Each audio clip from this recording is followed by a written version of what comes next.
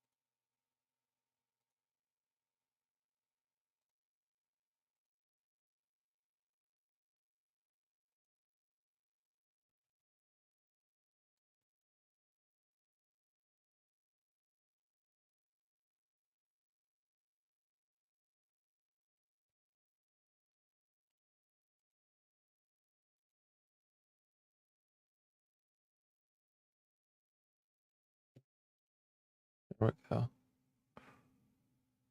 What the fuck? Why is the kick one not up?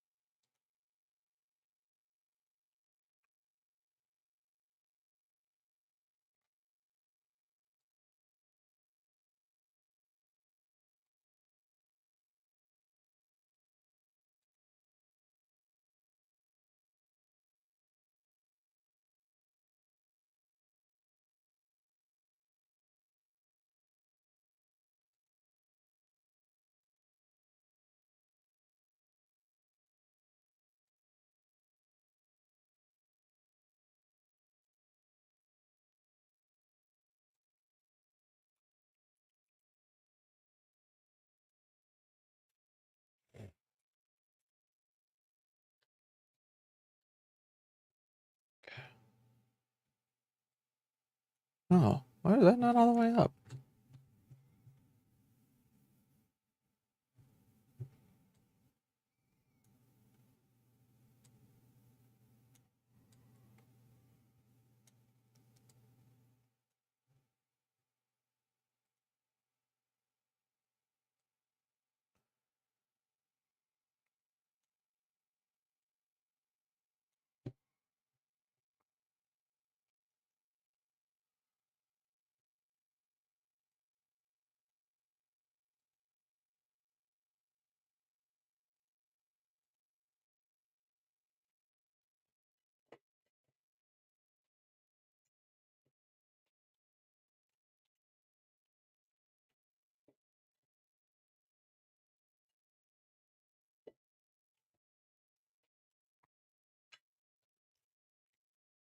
Today feels weird.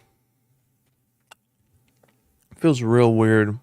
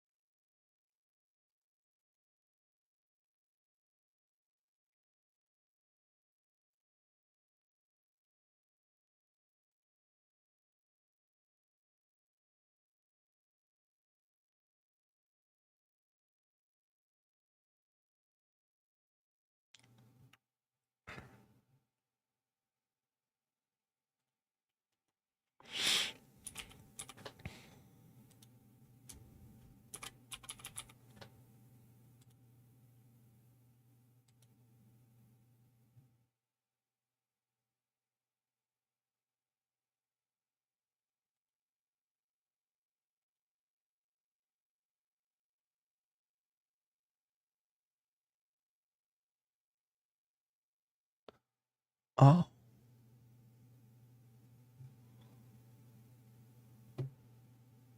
fuck.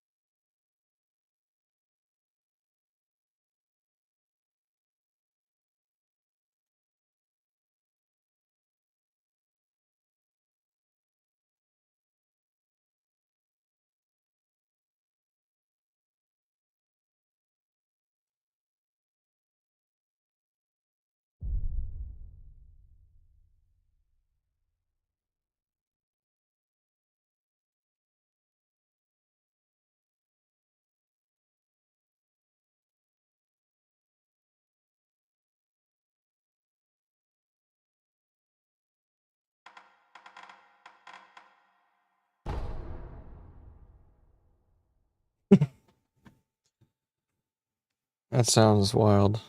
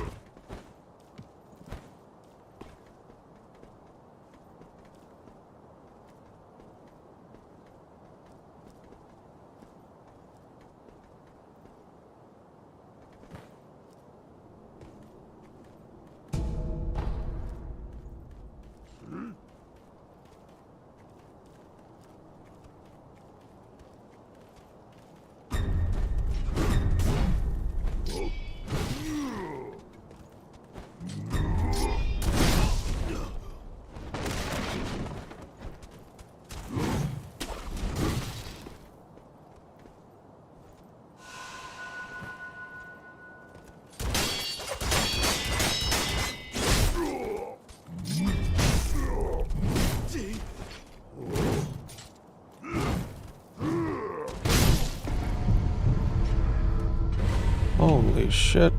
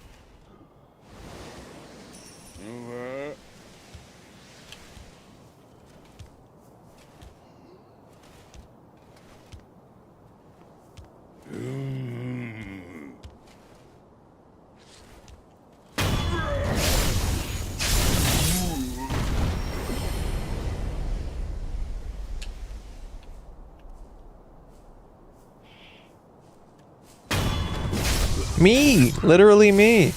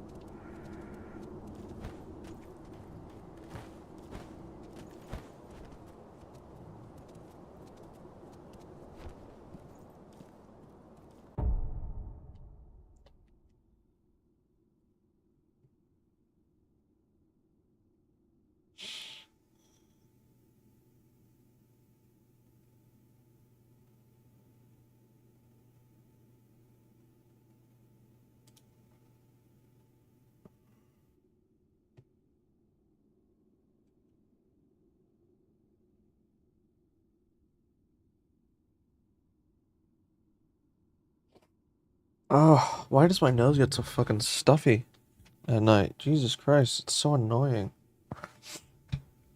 And my fucking eyes get all dry.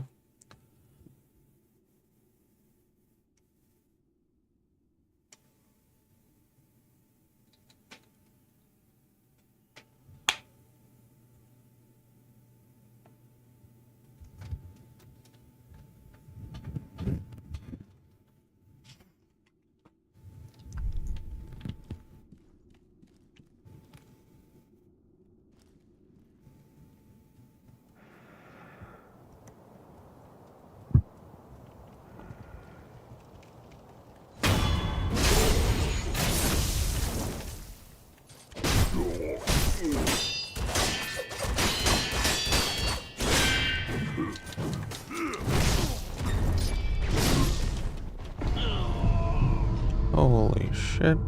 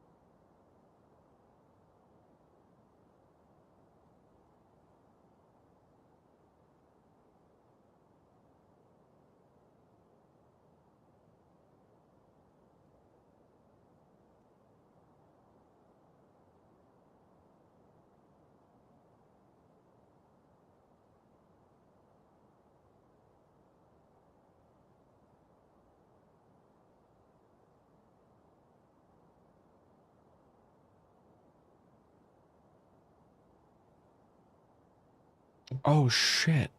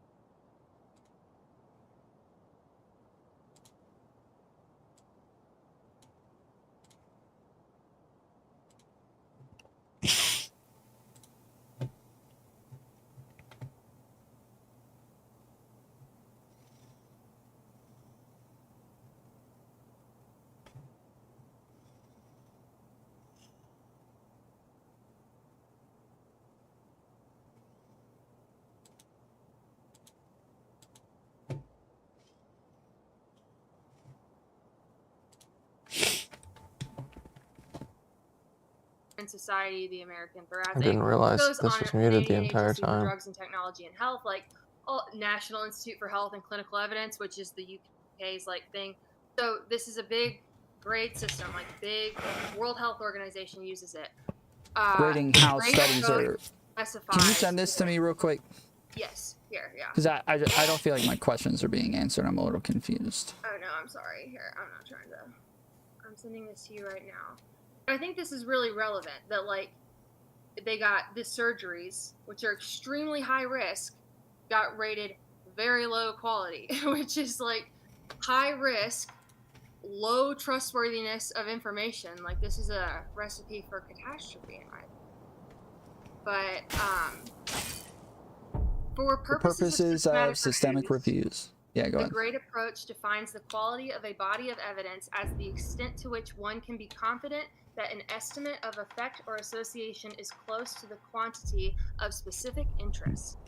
Quality of a body of evidence involves consideration of within study risk of bias, in parentheses, methodological quality, directness of evidence, heterogeneity, precision of effect estimates, and risk of publication bias as described in section 12.2.2.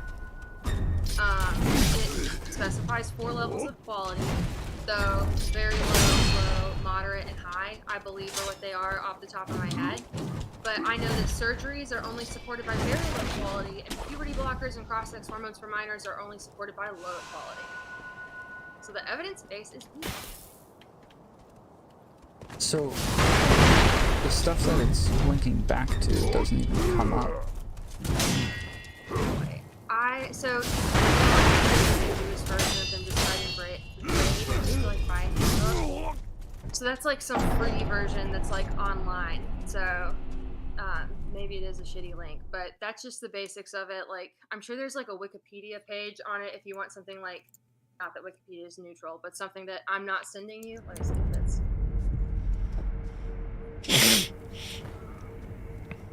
Yeah, it does. Review authors will generally grade evidence from sound observation studies as low quality. If, however, such studies yield large effects and there is no obvious bias explaining those effects, review authors may rate the evidence as moderate or, if the effect is large enough, even high quality. Very low quality evidence includes, this is not limited to, studies with critical problems and unsystematic clinical observation. Yeah, this is something that literally applies to all mental illnesses. Like when you talk about your issues with Adderall, that's why I brought it up, because you would have to have the same issues with Adderall. Like you would have to have issues with Adderall. I haven't read into it enough to definitively say it, but I do lean towards like probably that. Okay. Yeah, it's just like mental illnesses are their own weird thing where I mean, I know that I don't believe in childhood bipolar disorder, and I do not believe in giving a child atypical antipsychotics. So, like, I do think I'm kind of consistent. Like, I actually don't believe that the psychiatric industrial complex has as much of a right to, like, basically experiment with children as it does. You just, the way that you use experiment, I think, is a little bit too broad, because I think that we understand human biology a lot better than you're giving us credit for, and to where there can always be freak outcomes that we just don't that are unforeseen. Like obviously that's always the case, but in the case of something like puberty blockers, there just doesn't seem to be a whole lot of possibilities for something like that with the other types of medicine that we use to block hormones or to reproduce hormones or whatever. Like we have a lot of time spent doing these things with the brain to where we understand pretty well not only what we can or can't do with producing hormones, but what the side effects are generally going to be to the brain and to the body. I would maybe agree with you about the body, but I don't know that I agree with you about the brain. I feel like there's like so much unknown in neuroscience. Like it's like the brain is like the most complicated, like hard shit to figure out ever. And like they've been trying to find the biological bases of mental illnesses using neurology for decades, and arguably it's such a huge waste of money because it could have been going towards treatments and other resources for seriously mentally ill people. Like it's like fucking hard. So to like figure out like. Well, we would at least see side effects, is what I'm saying. Like, we would at least know of side effects, not through like brain scans, but through like actual actions and outward appearance. Like, we would be able to see something. I mean, for what Even it's if there worth, are changes that don't actually, unless there's changes that don't actually matter. But like, yeah, for things that actually matter and make a difference, that we would at least see something. well, I mean, for what it's worth, that whistleblower at Watch News, you know what I'm talking about? Can I say that? Maybe. Her name is Jamie Reed, I think. She was, Yes. Okay, I know what you're talking about. Okay, yeah. Okay. Jamie Reed has said that like a lot of the puberty blocked kids seemed like a bit developmentally stunted. Like they seemed a bit like weaker than their peers. Like they just, and I'm like, you don't know shit from watching a TV show, but Jazz Jennings seemed like a fairly childish 17-year-old. I know 17-year-olds. They're also pretty commonly autistic as well. Like, there's a lot of weird things that seem to align with being trans that we don't understand. Stephen Levine, who was one of the former presidents of WPATH and is like hotshot psychiatrist. Okay, he testified and he was talking about like trans kids like 7 times more likely to be autistic. They're so much more likely to be in the foster care system. They're more likely to be like children of color and like immigrant children. Like all of these like marginalized classes, like people going through difficult shit, seem to just be more likely to disassociate from their bodies. Like that makes sense to me, right? Sure. Just to be clear, I mean, Jamie Reed has like nothing corroborating anything that she's said so far, but except for the fact that she worked there. There's still Attorney General report that is supposed to come out at some point that I'm waiting on that to have any sort of like final opinion on it. But in the meantime, I have no reason to believe anything that she said, because it's just, a lot of it's pretty wild. And I generally like what's his name, the guy who's reporting on the case. Is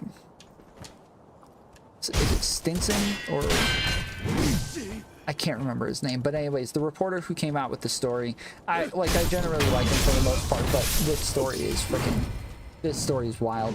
Hold on. Okay, Google, lights on.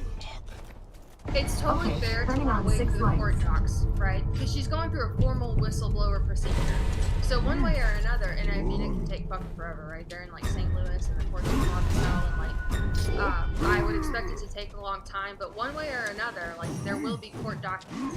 She did like Jesse Singal. Yeah, Jesse Singal. Thank you.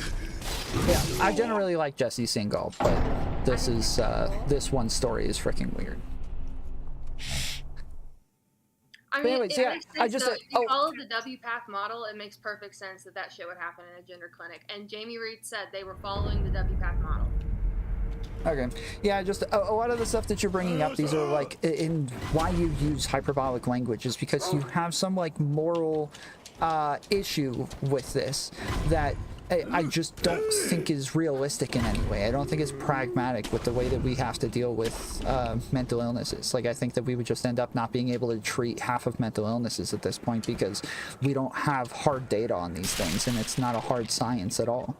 My main thing is like no inducing sexual disability for mental illness. Why specifically just sexual disability? What? Why specifically just sexual disability? Any disability, right? Anything that like has a really reasonable risk of rendering a person disabled. But yeah. But I can't think off the top of my head. Like there are some psychiatric medications with severe side effects, right? Severe side effects. But disability, like permanent loss of an entire limb, organ, or bodily system, like I can't think of it off the top of my head. Okay. Yeah, just like I said, I think that all medications, all surgeries, it's all give and take. There's always some things that you're going to lose. There's going to be negative side effects. There's going to be cost-benefit analysis. There's going to be, risks associated. This is just with all medicine across the board, unless you're taking like freaking vitamins or something like that. Normally, you're always going to have some sort of cost-benefit analysis. And I feel like you guys just like what people who are so gung gung-ho like against these sorts of things don't actually do the cost-benefit analysis in this case. So when it comes to what these people are dealing with and what the outcomes are and what, like, how serious this type of mental illness is, I don't think you guys are actually doing a realistic or pragmatic cost-benefit I was analysis. never beating this Instead, one. you just have All these fucking retards like, that just showed up out of nowhere. Bullshit. Like disgust to it instead. Well, no, we see people who are super fucking mentally ill, right? Like, we realize this. We realize these are some seriously fucking mentally ill people. You do not sign up to have this shit done to your genitals unless something is gone wrong, okay? Like, we know they're mentally ill, right? And we think they're vulnerable. These are like the exact group of people who maybe can't consent to a lifetime loss of sexual function, right? Like, they're not thinking rationally. Wait, that's not... You can't just say just because they have a mental illness that they're not capable of thinking rationally. That's not how They're that thinking works. about killing themselves because they have healthy body parts. This is an irrational thing. Healthy is subjective in this case. Like, what's subjective about it? You have a healthy dick that's got no health problems. There's nothing Again, fucking wrong you with it. keep using Feel bad about it. language You that mentally is feel like bad about it. I'm not presupposing things. You What's wrong with presuppose.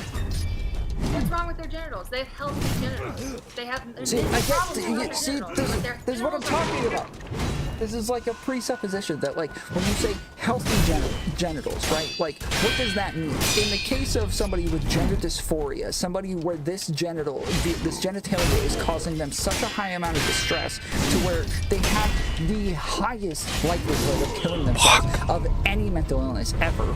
Yeah, I think that, I don't know that I would call that a healthy genital. Like, the genital itself is causing such a high amount of distress that, that obviously something drastic has to be done in this case. I do not think Fuck can you, prove dude. that That's the healthy bullshit. genital is the cause of the distress, right? What do you mean? What do you mean prove? What does that even mean in this case? If you're not willing to take the evidence that we already have as proof, then what is I proof? don't deny that they obsessively hate their dicks, right? But I don't think that means that the problem is with their dick. Like, the problem is with their mind. Yeah, sure. How do you fix that? With mental health care, not physical intervention. They don't have What do you, anything when you say physically mental wrong health with care, them. you mean like therapy? Yeah. Yeah, we do years of that before they do any sort of medical treatment. So, like, it's not irreversible medical treatment, at least. Because it's only supported by very low evidence, so I don't think you can trust, like, I anything. So, I'm just saying that. okay. I mean, surgery then literally evidence everything you're obviously very saying is supported by very low evidence as well. So we can't have an opinion one way or the other then. I absolutely believe that psychiatry is, like, pushing a lot of medicines that have not been proven to outperform placebo, right? And that can suck, right? Like, SSRIs can do, like, terrible shit to you. Like, that can suck. But lifetime loss of sexual function, lifetime genitourinary health issues, urinary tract infections that do not fucking stop. Like, these are enormous, like, iatrogenic costs. And if you've got a person that's about to kill themselves, like, have you ever had a UTI? It's like, that shit will make you want to fucking die. Like, this is not the way to make them better. Inducing physical problems. Well, hold on. All the things that you're bringing up, like, we have other other outcomes that we deem to be better outcomes. In the case of gender dysphoria, we don't have that. That's not a thing. Like, more therapy is not a thing that anybody would say is a better outcome for these people, because so far we tried it for a long time. Are you kidding me? It didn't seem to work. They've never tried, like, actual psychological therapy. They have always come at it with the presupposition that these people's bodies have to match their minds. What? That is, you're talking What about the since fuck we was that? changed the medical fucking understanding to kidding gender me? dysphoria instead of, like, or even gender identity disorder, but, like, even before that, A load of yes, shit. there's tons of evidence of people being put through not only just therapy but intensive forms of therapy for gender dysphoria. It was introduced in the DSM-3 in 1980 as transsexualism, and by then, I think that the Johns Hopkins sex change clinic had already been shut down because they said, listen, these people subjectively report benefit, but objectively, they seem mentally ill as fuck. They still seem like they're a whole No mess. shot. John Hopkins What? said that. No What? shot. No Paul shot. McHugh- John Hopkins said Paul that. McHugh shut the clinic down in, like, the 70s, okay, and they reopened it in 2016. they shut it down because they did a study and there were problems with the study. I'll admit this. There were problems with the study. But they concluded that while, yes, undeniably, these people subjectively report improvement, objectively, if you look at their life, if you look at their like socio-functioning, their adaptive functioning, how they're actually doing in life, they don't seem to be doing too hot. You're killing me, dude. To say that they subjectively report benefits from this is the case that, like, that's all you can have. That's all you can expect. There isn't anything better than that. Obviously, they're going to subjectively report benefits from it. That's all you get with mental illnesses. That's as good as it gets. Reduced suicide, right? You could get like reduced suicide. Sure, I am like reduced suicide rates are all That's over the place when it comes to studies. Thing, right? Like they stop killing themselves. They stop killing themselves. Well, they don't. Hold on. You're at. Well, stop killing themselves, but do they do it at a lower rate? Like, gender dysphoria is not curable. I mean, placebo effect. The gender identity. For some people, but Yeah, gender dysphoria is not curable, so obviously they're not going to stop killing themselves. But if they're killing themselves at lower rates, then that's what matters, right? It's not like all of a sudden they take Adderall and I just don't lose focus at all anymore. But if I'm losing focus at a lower rate, then it's working. And that the only way they know that is if I'm reporting that I'm losing focus at a lower rate. This is like, again, you're talking about all mental illnesses. All your problems are problems with all of psychiatry, all mental illnesses, all of like mental medicine overall. There are some people in psychiatry that do reject like measures of hopefulness, like these subjective reports, and instead look at more objective criteria like hospitalization, suicide attempts, suicides, and like maybe arrests and stuff like for other mental illnesses. But like there are objective metrics that you can look at, namely hospitalization, suicides, suicide attempts, and arrests. And so it is not true that in every area of psychiatry, people are only talking about these subjective metrics, right? Like, No. I saying, agree that there is like an enormous focus on subjective metrics, but like it is not everywhere. Okay. Yeah. Okay, fine. Yeah, the majority of medicine, when it comes to mental illnesses, it's a soft science. Your problems are with soft sciences, and that's just not going away anytime soon. Until we're capable of just doing brain scans and understanding every part of the brain, like what your issues are not going anywhere. Yeah, that's fair. I just think that the costs with this treatment are like obviously so much higher than the other ones, right? Like lifetime loss of reproductive capacity and sexual function, lifetime loss, irreversible, cannot get it back. Like, okay. This is just a looping. Was there debate. another thing? I think there was a couple of people who wanted to jump in. You said there was another thing you wanted to talk about too, right? well, okay, this is a curveball, but like, have you heard about WPATH's Unit chapter? Motherfucker, dude. Why do you do this, dude? I hate it when you do this, dude. This is like... This is the World Professional Association of Transgender Health, Tom. We're supposed to take them really seriously. I don't take anything with transgender people seriously, but go ahead. So, yeah, in the new, it's like, okay, I swear to God, y'all, I'll send them to you, Tom, if you want. I've got, so the WPATH SOC 8, Standards of Care 8, was released in 2022, and they had a draft that was released 6 months before. I have a PDF copy of both the draft and the final version on my computer, and they deleted this chapter called Ethics. So it was in the draft, but it didn't make it in the final. But they kept this chapter called Eunuchs, and it describes poor sufferers of male-to-eunuch gender dysphoria, which is a real term that they use, and it's just men who want to present as male, but who identify as not having testicles, or as having reduced testicular function. Yeah, I totally believe that. I like one of the problems with people with like who believe they have gender dysphoria and don't and end up going through transition is it's believed to be that they develop gender dysphoria once they've transitioned, because they're identifying as something very different than and being identified as something very different than what it is their brain likely aligns with, and so they're likely going to develop gender dysphoria in these cases. Wait, so like eunuch gender dysphoria, like you can like be sad that people aren't perceiving you as a eunuch? Oh, is it that they aren't perceiving you as a eunuch? You like they want to be eunuchs? Yes, it's male to eunuch gender dysphoria. It's men who identify as not having testicles, or they identify as having non-functional testicles. And they don't Wait, wish to hold on. be Wait, hold on. Wait. Okay, so they have testicles, and they don't want to have testicles. Nope, they don't. Alright, so here's the thing. So with gender dysphoria,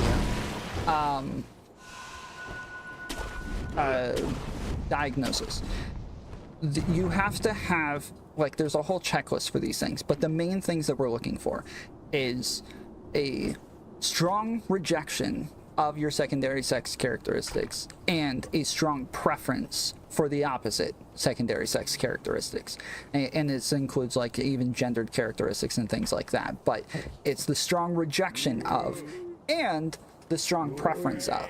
If you only have the strong rejection, it is not gender dysphoria, which means that if one only had the strong rejection, we wouldn't call it gender dysphoria. We don't know what we would call it. It's something else, and this is such a rare thing that we don't really have like terminology for it or anything like that yet. But they're like, to have both of those. National Association of Transgender Health has terminology for it. Sure, but I'm just Can I saying, read like, you the I first- find this totally possible. It's the draft version, okay?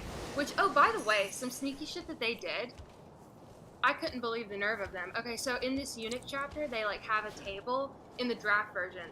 They have a table of like the androgen reducing and androgen eliminating, i.e. chemical castration, medications. And GnRHA, i.e. puberty blockers, is listed there, and it's the only one classified as an androgen eliminator as opposed to an androgen reducer. So it's them admitting that it's chemical castration, and it's like the one with like the longest list of side effects, and it's the only one that's listed as high cost. And they just deleted that table from the final version because I'm like, oh, they knew that looked bad. Well, let me read you the first paragraph of this chapter. Okay.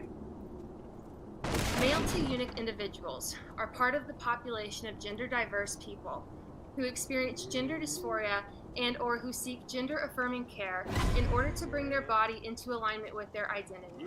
Like other transgender and non-binary people, individuals with MTE gender dysphoria require access to affirming care to gain comfort with their gendered self. And then it goes on, I'm not going to even like go on, but they consider that to be a type of trans. Yeah, sure. Like I said, I mean, with the type What's of up, Lou? diagnosis criteria that we have currently for gender dysphoria, it makes sense that there's actually other types that don't fit the criteria exactly how it is currently. It used to be there. There used to be a diagnosis like where they specifically listed like men who don't want to feminize but who want to like mess up their testicles, basically. But these people were regarded as castration fetishists. That's the problem. That's where we're going with this. Yeah. Does And, autogynephilia, is that what we're getting into? Well, we don't have to get into that, although the DSM thinks that's real too. But I don't think it's fake. I just don't know that it matters. Like, as long as they actually have gender dysphoria, even if they had autogynephilia too, I don't care. Why would I care? well, arguably, if these people are going to be like trying to enter women's spaces and they are in fact like heterosexual males with a paraphilia, this is like different, right? Sure. Yeah. So that's the point. I mean, I don't know. It seems like, from what I've read, most of Europe doesn't even really have like gender-specific spaces. Like, almost everything is pretty open and gender neutral, and there's tons of colleges where their dorms and their bathrooms and their showers and their locker rooms are gender neutral, and like it doesn't seem to be that big of a problem in the places that have always had gender neutral stuff. So like, as much as I understand like wanting safe spaces and wanting the separations, I don't know that those things are like necessary everywhere. Like to have How am them in I? some I'm doing all right. places, You know, cool. I'm fucking Everywhere, I don't know that I like care chilling. that much about it. Nah. fucking. I don't even like. It's a weird have night. that Usually have a being, bunch of like, people in VC, not but enough for me to, like, feel fucking comfortable no one's going online along with tonight. it, But,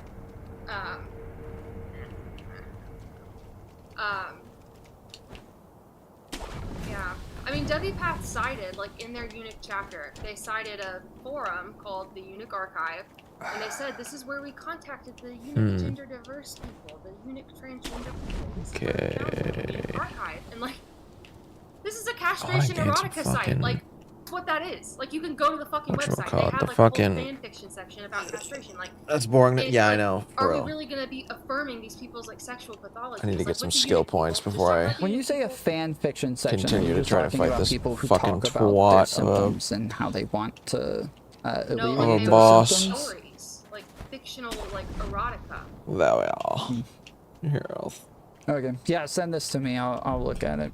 fuck Which you, one? The lot. draft or the? What do you want me to send? The I guess both. I'll send you the WPATH the WPATH.page. Both of them have a Eunuch chapter. I believe both of them explicitly contain shoutouts to the Eunuch archive. I think the draft of these does, but I believe they kept that in. But and then I'll send you some stuff about the Eunuch archive. Bitch. Sure, just to Oh, be clear no. though, like what you're doing, like it doesn't.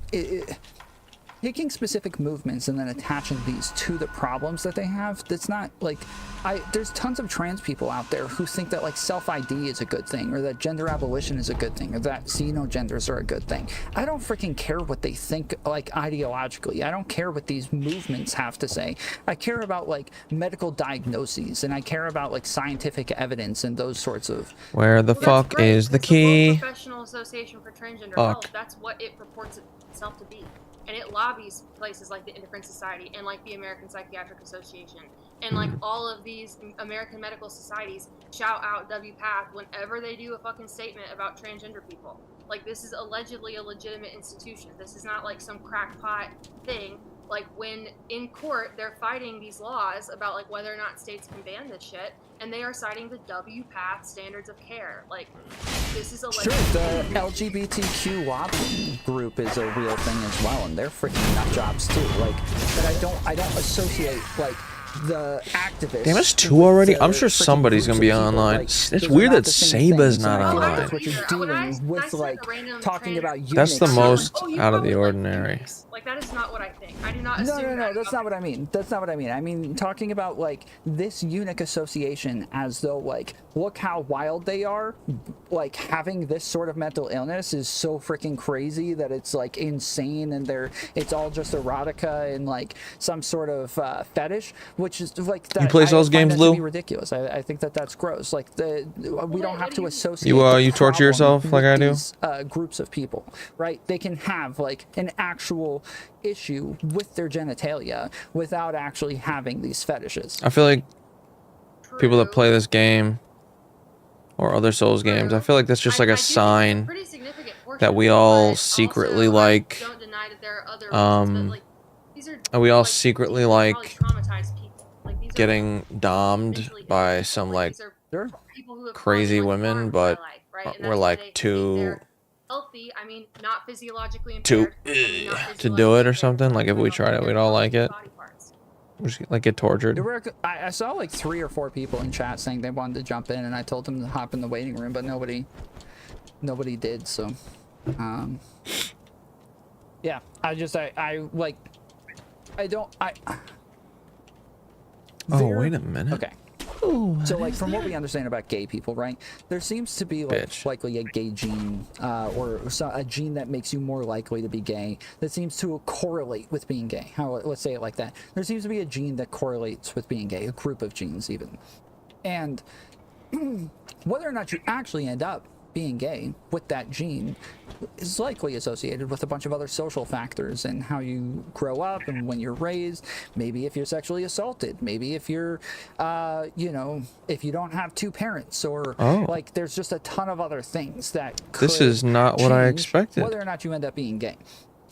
Seems to be a similar case with being trans, where like there's some sort of physiological issue there, most likely, or a brain issue, that neurological issue that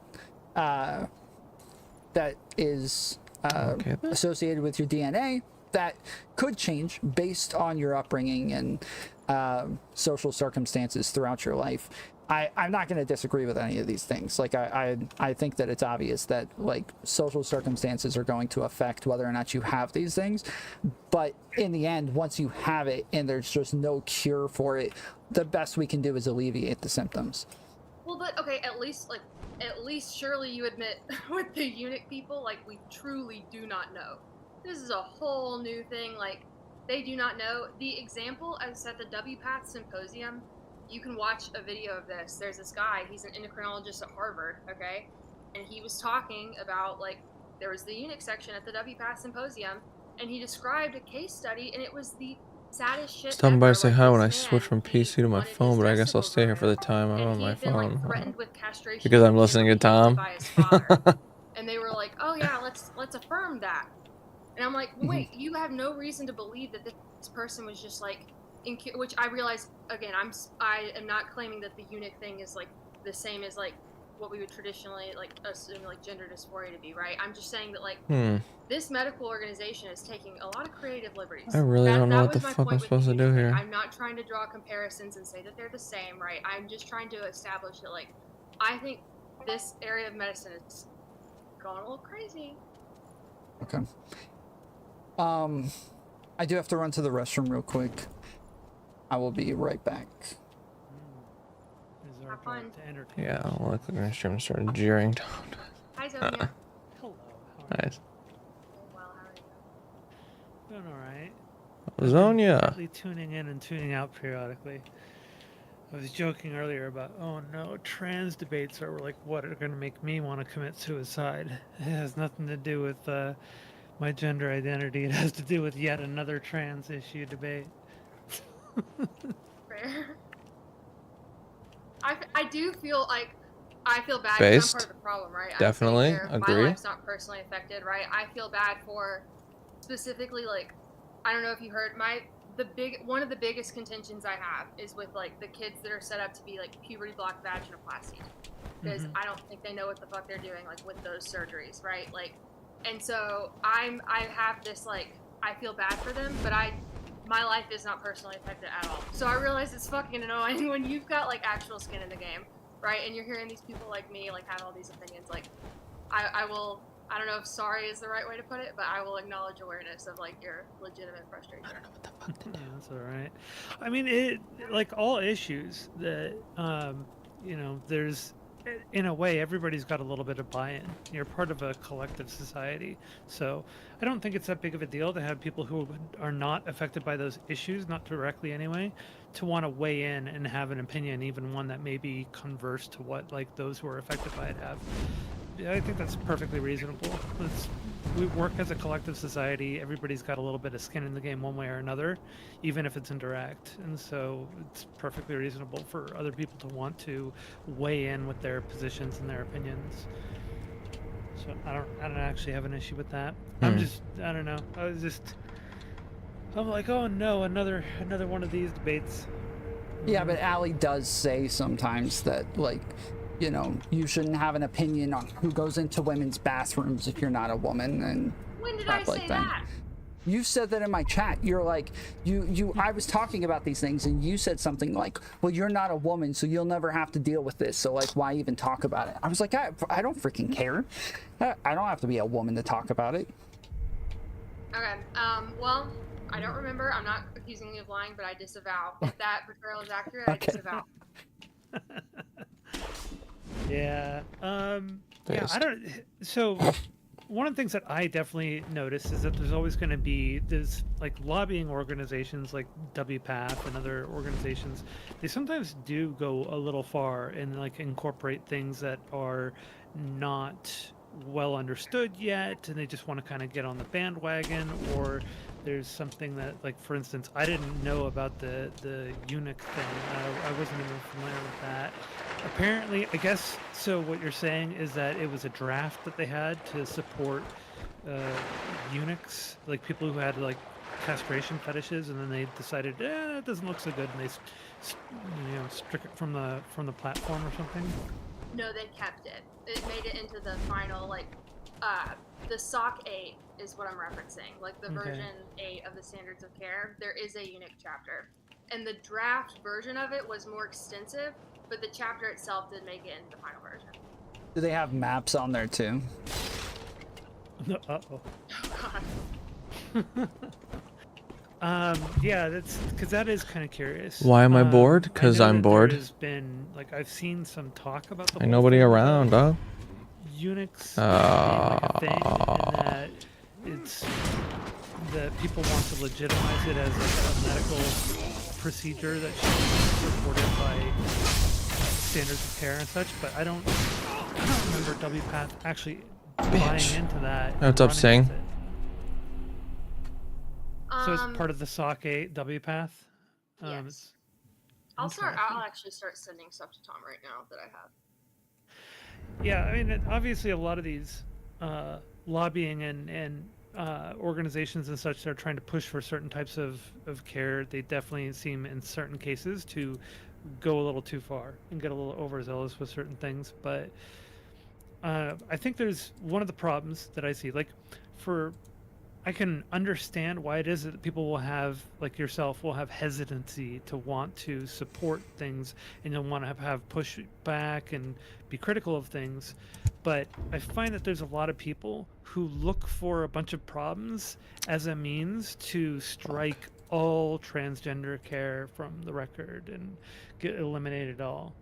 And I think it's a good idea to be very selective about criticism and be like, okay, there are certain things here that are way over the top that I don't really like and that I'm critical of. But as, like, if an adult is going through these things and they go through this process of diagnosis and everything and treatment, that makes sense, and okay, I can support that. But these other things are a little too far. Are you selective in that, at least, and not wanting to just like throw the baby out with the bathwater? I do try, and I think I even did it tonight, but I do try to consistently disclaim that I, like, basically haven't touched the adult evidence base at all, and I don't claim to know, like, the efficacy for people who start this process as adults. Like, genuinely, I don't. But the pediatric base is much smaller, and, like, even, like, I don't have a STEM background, right? But even if you don't have a STEM background, like, you can read all these papers for free, and, like, all the, like, systematic reviews that the countries have put out, like, you can read those for free. And that is, like, I do try to focus on, like, the pediatric interventions. Like, that is, I do try to narrow it down, because I will claim ignorance with the adult stuff. Where did you post the SOC 8 link? I sent it to Tom. I'll post it in Discord. All right. Crap, That they're I'm downloads. interested in. They're If big that's- documents. Yeah, Is well, that you just still send in them to there? Zonia because they're. Yes. Yeah, because if that's still in there, Or just post them in Discord. that's pretty wild. Yeah, they're like, from what I understand, like, those are like paywalled documents, right? You can't normally just get them. You either got to be part of a medical organization or you got to, like, buy into it, right? So a lot of it has made it onto Sci-Hub, and that's when I say you can get it for free. Like, sometimes you can't, because sometimes it's not on Sci-Hub, but a lot of it Yeah. does make it to Sci-Hub. Or there will be, like, if you Put tweet maple or, syrup like, in my search OJ? Twitter, like, You're bugging. WPATH 8 PDF, You're like, bugging, somebody, cunt. like, somewhere will have it. Like, You're it is not, bugging. like, readily available. Like, you Google it and it's just there waiting for you, but, like, you can ultimately access it. Okay. Yeah, I think with treatment of trans kids and like or gender dysphoria in kids, I think that's sort of a newer area where there's a lot of uncertainty about that. And we're, even though like America is very gung ho about its process and doing affirm first care and such, other countries have started to realize, okay, well, we're not entirely certain this is the right way to go forward, and we're not doing affirm first, and we're doing other things that are like talk therapy and such. So Sweden has like gone back on doing the affirm You're gonna put first maple model, and syrup in they're your proceeding a OJ. little more slowly and saying we need a little bit more information on this one before we go forward with this again. Criminal, my guy. I don't know what affirm first is. That doesn't seem to be part of the APA's process. The affirm first sounds like Pediatrics, which is not the APA. It's not the American Psychiatric Association, but the American Academy of Pediatrics has put out a quote-unquote policy statement where they do recommend gender-affirming therapy, like from like all ages, right? Like trans kids know who they are. Like that's the vibe of the statement. Sure, but that's again like the APA is what the American Psychiatric Association is what is they're the ones who like made the DSM-5 criteria. Excuse me, they're the ones who came up with the diagnosis criteria. They're the ones who have the recommended processes for diagnosing, for medical treatments, for all these things that, like I said, most of the United States is following, except for a few places. Yeah, I think that with the really kind of like Asher, the area you're that's bugging. being questioned You're bugging. a lot has more to do with You're on drugs. gender-affirming You're care fucking and me 6 years finance. ago, dog. And that's the area where there's like a lot of question marks going on right now. So certain countries have rolled back their gender-affirming care approach and their model. Like the Affirm First model is one that was being used, where it's kind of like some, It wasn't just rolled back in Europe. Like, it's literally illegal to use puberty blockers in gender affirming hormones. Weed is based on fucking lame, dude. Weed lame. And not the NSA.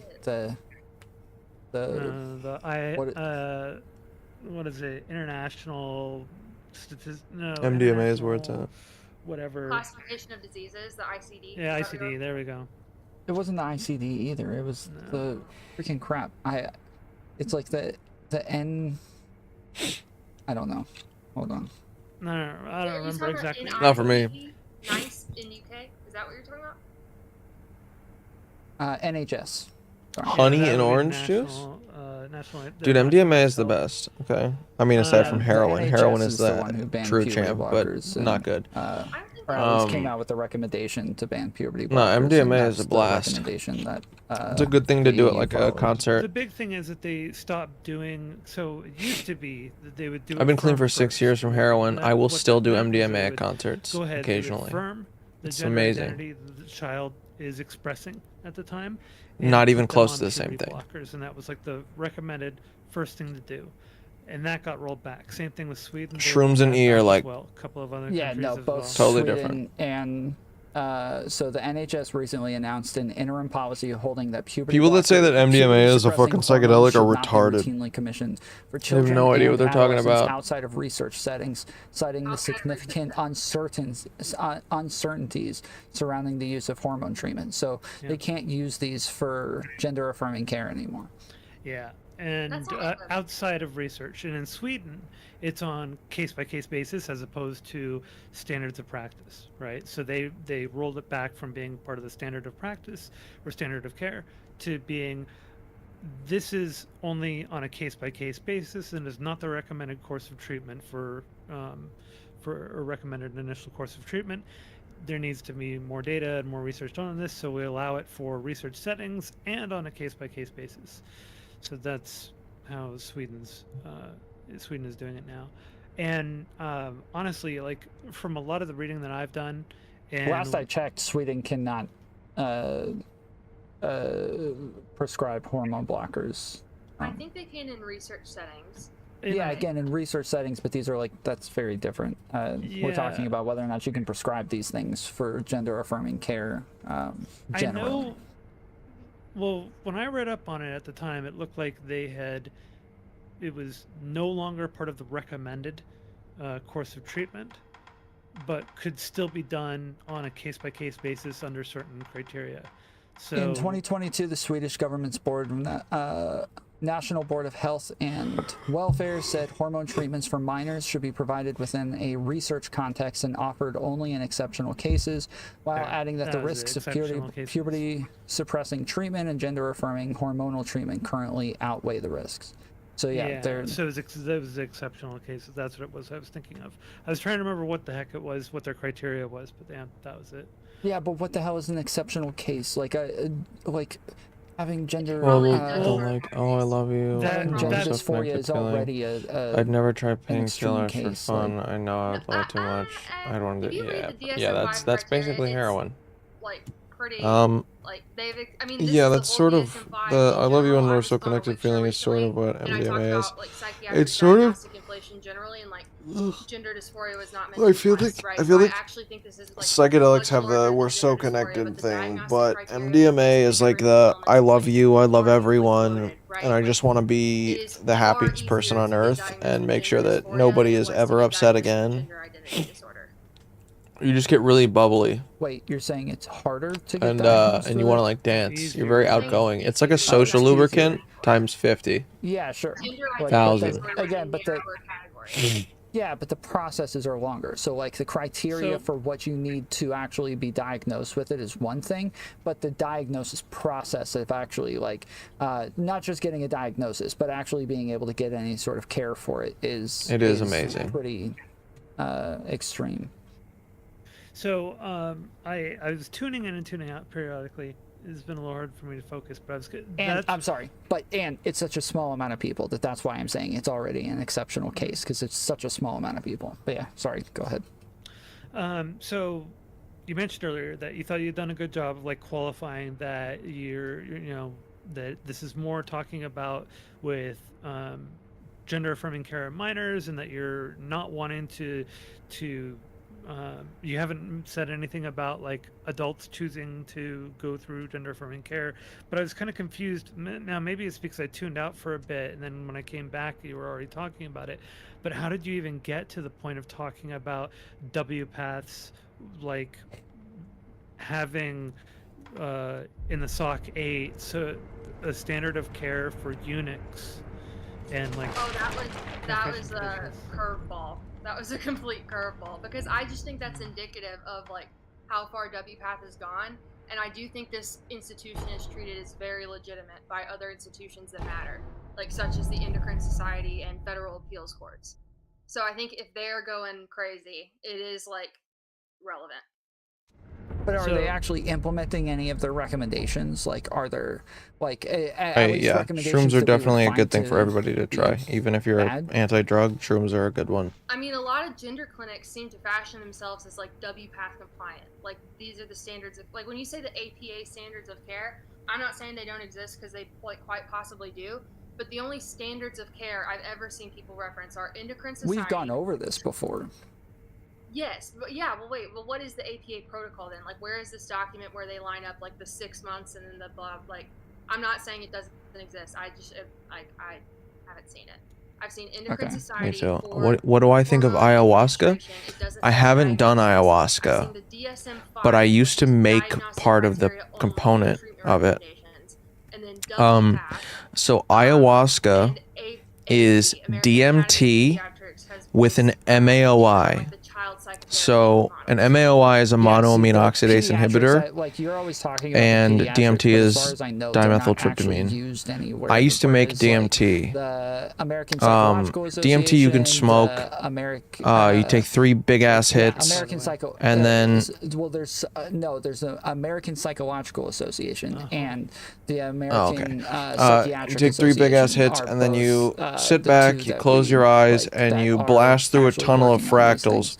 Are you into familiar another with world American where you are Psychiatric Association fully yourself, fully The American present. You're Psychological just somewhere Association else. is also, like, Speaking Jim to Herman creatures they that, published a or whole speaking to book, like, beings, I should say, that are impossible, seeing colors that are impossible, seeing shapes and four-dimensional objects that are impossible. I have not been there. I've wanted to go there so bad, but every single time I've tried DMT, which I've tried like 25 times because I was making it. By the way, I was making it. I gave some of it to my buddy to give to the Deadheads, which are like the Grateful Dead fans. They're huge, like all they do is trip. They said this was the best DMT they've ever had in their life. I was a fucking Walter White of I'll DMT. try All to right. find it and send it to you. I have it in a doc over here. Yeah, I'm But- definitely gonna download these and check. Yeah. So that's DMT. It lasts like 5 to 10 minutes, and then it's over. You're back. That's like in real time. It might feel like a couple hours. It might feel like you're there for like an hour or two, but it's only like 5-10 minutes, 15 max. Take a look at. It's also okay, so And the reason you have to smoke it and it only lasts for such a short period of time is because it's naturally in your body all the time. It's what makes you dream at night. So it's processed really efficiently. So ayahuasca, the reason it has a MAOI is because when you have that monoamine oxidase inhibitor, it inhibits what breaks down DMT so quickly. So instead of having to smoke it, you can just drink this disgusting tea that's made of MHRB, which is what's it called? Yeah, I tend to stay Something out of, like, something the root gender bark, affirming care and and then because ayahuasca root honestly, bark. where I used to be Ayahuasca more root bark has the since monoamine a lot of oxidase the things inhibitor, I've done recently, and I'm kinda then like, the okay, other one, the I don't feel as MHRB, comfortable with it now. has There's been so much the DMT in information it. unintentionally Um, left out and you make a misleading, tea out of them it's, and drink it, and instead of leaves you with a lasting lot of 5 to 10 question marks, you know, and minutes, so it I lasts don't 8 even know hours where like a I normal stand trip with it at would. this point, other than Like there are if you things were to that just concern take me that I wish shrooms, had but it's not like been super shrooms. swept under the rug.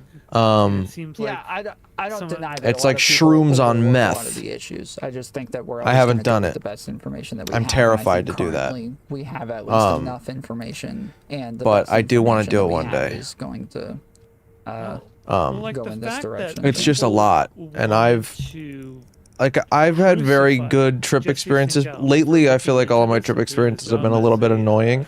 as Not a like I haven't had like a investigative bad reporter, trip tells me a since lot like the first time I about ever tripped. how there is a very, very strong Terrified because it's super intense. cultural And momentum 8 hours of that to intense is silence any that'll feel like kind of a critical week. thought, It'll feel like a week questioning, in or a day, investigation, or possibly. wanting to know the facts. If they do Maybe a not, month. if It could that actually be. information I is could feel like I'm in there for a leading to millennia. cultural Like unironically, I could And feel like I'm that in there worries for an me, entire because that makes me decade. go and say, okay, well, Um, think about it as like an investigative reporter doing Like that. that's what a Then lot of think about people it like as, a reasonably like. researcher in That's like the medical field reasonable and long amount of time. people, Most you people say know, like a month.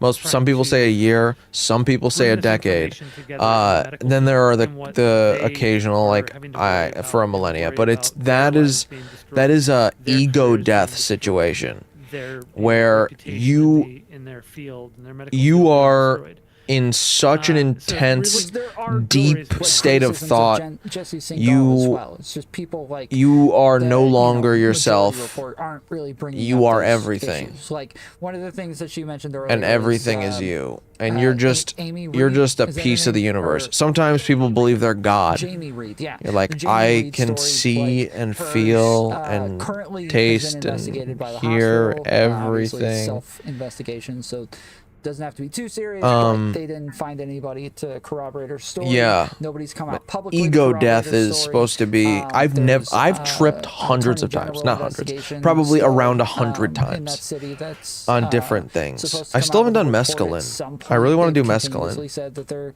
getting closer and just haven't come up peyote. with literally anything at all on it. But, whatsoever. So Yeah, I have so, never had and- an ego and death. He's propped her up and continued to say that like I have he had believes a everything couple she's of saying, very, it's very, real, very, but very, then very when intense he comes out with, experiences like, stuff that that were he really says fun, actually backs up her story, but never an it's ego not death. stuff that The backs up her visuals story. are so Like, beautiful. He is actually like doing a The poor visuals are job at outlining beautiful. evidence in this case, and it's starting to make I me wanna doubt do him some more and acid more, again. But as far as a bunch of other things, I've enjoyed the work that he's done in other areas. So Yeah.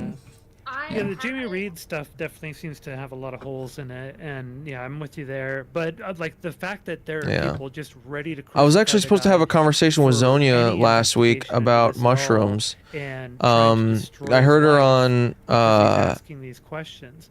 Tells you I heard her something. Like that- on Destiny because that stream, right there and I shows you messaged her that because I had her there as a is friend, a because concerted we were like effort to chatting silence in any kind of in Food Shop's inconvenient chat. information or I had said critical something about thinking or shrooms, and she was like, "I'm supposed to do skepticism, shrooms and that with somebody has next an week or immense whatever, amount or of power soon, to or coming color up, or all whatever." kinds of other aspects of information And that because I was like, "I'm on shrooms right now," or whatever, right?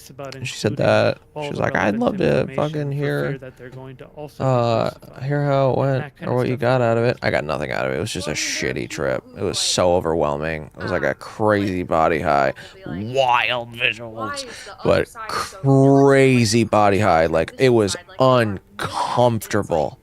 It was miserable. Like, my eye was like, like I was just twitching.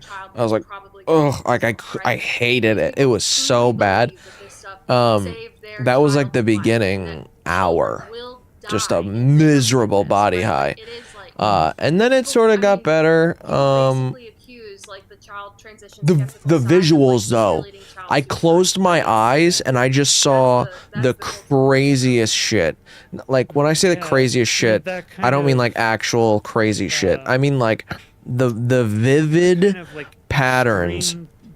It was the only way I can describe it is if it were sheets of paper made out of these colors so much of what happens. these like the weird Mike, you've done shrooms before, or cunt, you've done shrooms before, so, probably other psychedelics. You know the color that isn't a color that you see? It's like all colors. It's like not exactly like, it looks pink and green and neon orange and fucking, it's like all the colors just constantly fluctuating. Investigative journalists and researchers. What do you mean, nah? When you see patterns on psychedelics, you don't see the changing color of the patterns. It's just a solid color. We should be willing to it's a allow changing for that color. inconvenience. It's like a mixture of colors just flowing. Yeah, it's like that, but it was almost like vividly pink and green, but with the flowing mixed colors. And it was like sheets of paper with that color made out of P's and D's, like a capital P, lowercase d, and they would all interlock with each other, so it would be like this, but like an entire massive grid of that. And they had like cool patterns inside of each of those P's and D's, and it was multiple of those like sheets. They were like planes, and they would move in and out of each other, so they would go like this, and just like keep going around. It was kind of crazy looking. It was pretty cool. That was when I closed my eyes because I wanted my fucking eyelid to stop twitching. More as a first line treatment for. I did it on stream actually. That I was on stream, that maybe and then it got so intense that I just like slowly bailed out of the chat I was in. Like, okay, I want more information on this before I make any decisions about where I stand with it. I like turned my camera off, and then I just left. Yep. And like I'm 10 somebody minutes who later. Transitioned at an as early. They were like, age "Are as you possible okay?" if I could've- I'm like, "Yeah, I'm if I alright." I'm just had really the fucked option up. and even knew it was a thing at the time. But yeah. Okay, Tom, I just read what you posted. Mhm. So it was an American Psychological Association publication, and they explicitly, they're talking about the JIMS Clinic, which is like the Harvard teaching hospital, like Boston Children's is the name of the hospital, but it's the Harvard Pediatric Teaching Hospital. And it, in 2007, was the first like pediatric gender clinic to open in America. And they explicitly modeled themselves off of the Amsterdam clinic, where they developed the quote-unquote Dutch protocol, and that is what this is describing here.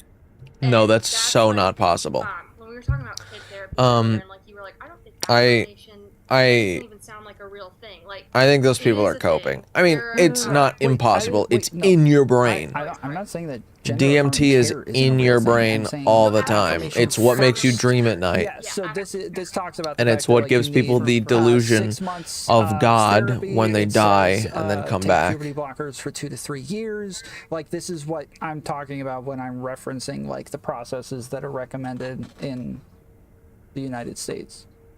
But well, that's a Dutch protocol model, but arguably that's like not what they're following, because that, like, Dutch is like what they call modified therapeutic. So like 3 like child psychotherapy models for gender identity issues, and it's like quote unquote therapeutic, Unless you're which not some deaf, people call what the conversion fuck? therapy. Ken Zucker, this is like his model. You try to psychodynamically dissect the gender dysphoria basically, and your goal is not necessarily to like create a gender conforming person, but to like essentially like alleviate the gender dysphoria, right? Like get rid of it psychologically without medically intervening. But even Ken Zucker said you probably can't do that past the age of like 10 to 12, and that if they enter early adolescence and they're still gender dysphoric, like you still medicalize. So like Ken Zucker was even still kind of close to the Dutch model. But the Dutch, they didn't do such an intensive therapeutic approach as Ken Zucker. They did like watchful waiting. So they basically were like gender identity agnostic, like while the kid is a child and like into early adolescence. And they don't deny or affirm the gender identity. And then there is the affirmation model, which is what the American Academy of Pediatrics has signed off on, and what like arguably the American Psychological Association, which you just sent me a paper by the American Psychological Association, they have since published a book that comes out all in favor of like affirm first, affirmation. So it's confusing because people will use like gender affirming care to talk about like the umbrella term of like biomedical interventions for gender dysphoria, right? Like they'll call like hormones gender affirming care, and then some people when they say affirming, they're talking about like the psychotherapy stuff. What? I didn't do that. Okay, so you're saying that this is the model Nobody heard that that. we're using by far the majority. Arguably, I've never heard it called the Dutch model, so I like whatever. I normally just look at what the APA's recommendations are. But if you're saying it's the Wait, Dutch model, what APA? The American Psychiatric or Psychological? No, 'Cause I thought absolutely you were not. doing psychiatric because that's No. what does the DSM. Then you sent me something from And I don't psychological. want to. yes, the psychological. So I don't think that's a problem either. With the, I think living the a drug psychiatric, the free two of life them is kinda worked in lame. conjunction on It's not necessary. recommendations. We went over this the very If you have last any time that we talked self-control, about this, that they had like things then that it's they not did necessary. Don't get me together, wrong, I fucked and up in the then past, they even but reference one another in their papers. sounds cocky to say. Like it even references them. You can look up. I you know can Control F, like the when I'm getting addicted to psychiatric something. in the I know in when the to cut it paper. off. So like there's. And I most of the time now. But the thing is, Most is of that the like time. if this is the model Now, that they're using, you're saying this is where we're coming up I don't with like let it get to the 86% of point kids where I can desisting even recognize before they them ever getting addicted to actually something. get any sort of permanent changes. Hey, what's going on? Like, yeah, this is a. What's up, bro? Can you hear me? Yeah, I can hear you. All right, let me know if I sound like shit. I am at work right now. Of, like, these You're at people work? not know how the surgery's gonna turn out. Yeah, no, the reason why I fucking popped in is I saw you in the VC, and I was listening to your stream last night, and holy fuck, I was getting double triggered from the I debate. know it's not just like millions of kids are being transitioned. Like, I know that's not Like, a real thing. I know it's shit a you tiny not, amount of people. I didn't realize it last night, and like, I'm not trying to hate on Fox because we had like a good ending to our conversation last night, but holy shit, like the first hour we were debating, it's like so fucking bad faith. Like there's multiple times I've already caught her in the debate that she was just like straight up fucking lying, and I didn't pick it up at the time because I was pissed off. Yeah. Like holy shit, I wasn't expecting her to be like that fucking bad faith when I watched it back. She thought that you were lying. Yeah, I can understand. Like I explained, like the reason why I have such weird fucking experience to her later, like after you ended your stream. So I can understand why she thought that, but like, holy shit. Yeah, It was triggering the fuck out of me. That's why I joined. that's Figured I'd see fair. what the hell you were doing. Ninetales and Jack have bad debate reputations online. Oh yeah? Yep. Yeah, they trigger everyone. Yeah, it's also the thing that they also keep calling me a reactionary. I don't really like that shit either.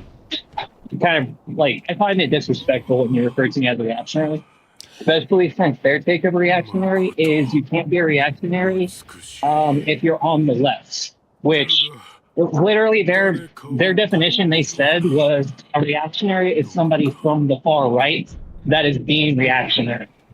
So when they call me a reactionary, it's like they're calling me someone on the far right, even though I'm extremely left when it comes to politics.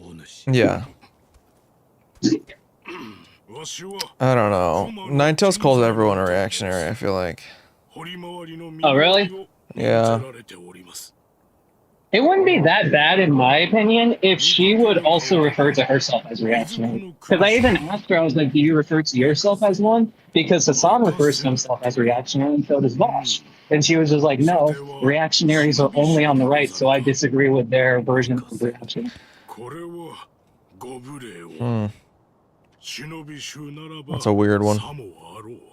Yeah, give me 1 second, I have to mute myself. Switching trucks. You're good. この辺りで音をたどってきた。ステローに行ってみると。なるほど。井戸穴の底はステロたどっていけば。Also, I want to be the first one to say this. I was a total fucking retard with one of my points yesterday during the debate. Yeah. The whole fucking steel argument. I completely fucking forgot that steel is an alloy. Like, without an alloy, steel wouldn't exist. So, anytime you have steel, steel has to have an alloy because it's iron, right? Steel is iron with alloys? I think so. Yeah, I was a total fucking idiot. I was saying name a steel without an alloy. I could have literally won the argument right there by saying all steels had alloys.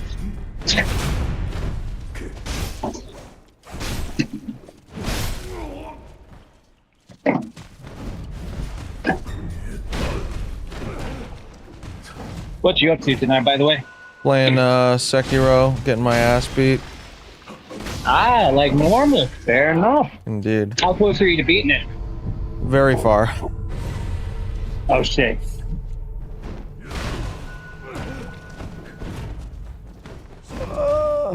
Fuck. Oh god damn it.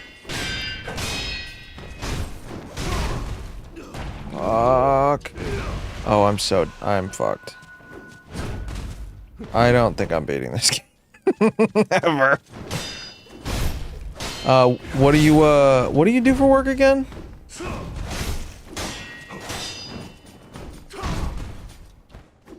Right now, I'm unloading trucks at Amazon. Oh. Well, let me rephrase that. I'm not unloading trucks, I'm loading the trucks.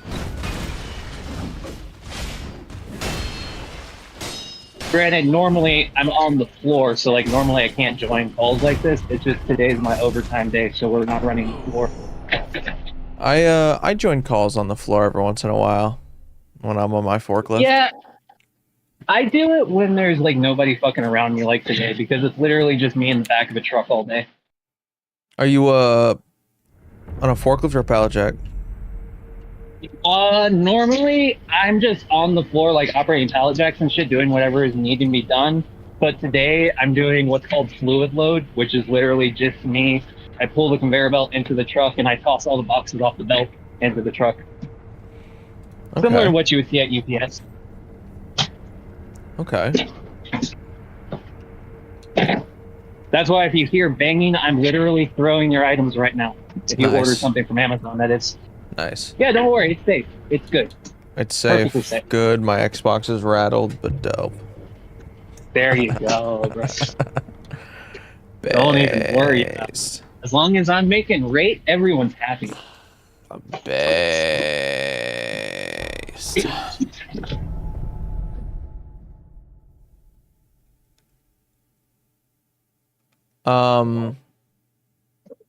Oh fuck! I totally just blanked out. Okay. I'm brain dead. God damn it. You said you live in Vegas, right? Yeah, I'm in Vegas. What's that like? How close to like the Vegas are you? Like, So like I'm in the city itself. That being said, I'm still like 30 minutes away from the strip. okay, So I'm more of like I'm still in the city of Las Vegas itself. I'm just on the outskirts. okay. Near the homeless encampment. A homeless encampment. Hey, homeless. When it comes to Las Vegas, you have to be more specific. Oh, really? Are they that bad? Oh, it's fucking bad out here, bro. I shit you not, in like 2021, like summer of 2021, you couldn't walk around outside without getting asked for a cigarette by a homeless person. Like you would be outside for about 5 minutes and someone would ask you for a smoke. Based, been there. Same. I feel like every single time I was outside of my apartment, downtown where I was living before, yeah, every day. Hey, do you have a cigarette? Do you have a couple dollars? Yeah. Bitch, no, I don't. I would never recommend coming to Las Vegas for one reason and one reason. Why? You know the UAE, the nation that's right next to Saudi Arabia, Yeah. the United Arab Emirates. Uh-huh. Yeah, so Las Vegas has the exact same weather they do. Fun. Yeah, so what, it's like October 17th, and I think the highest temperature today was like 97, and that's a cool day.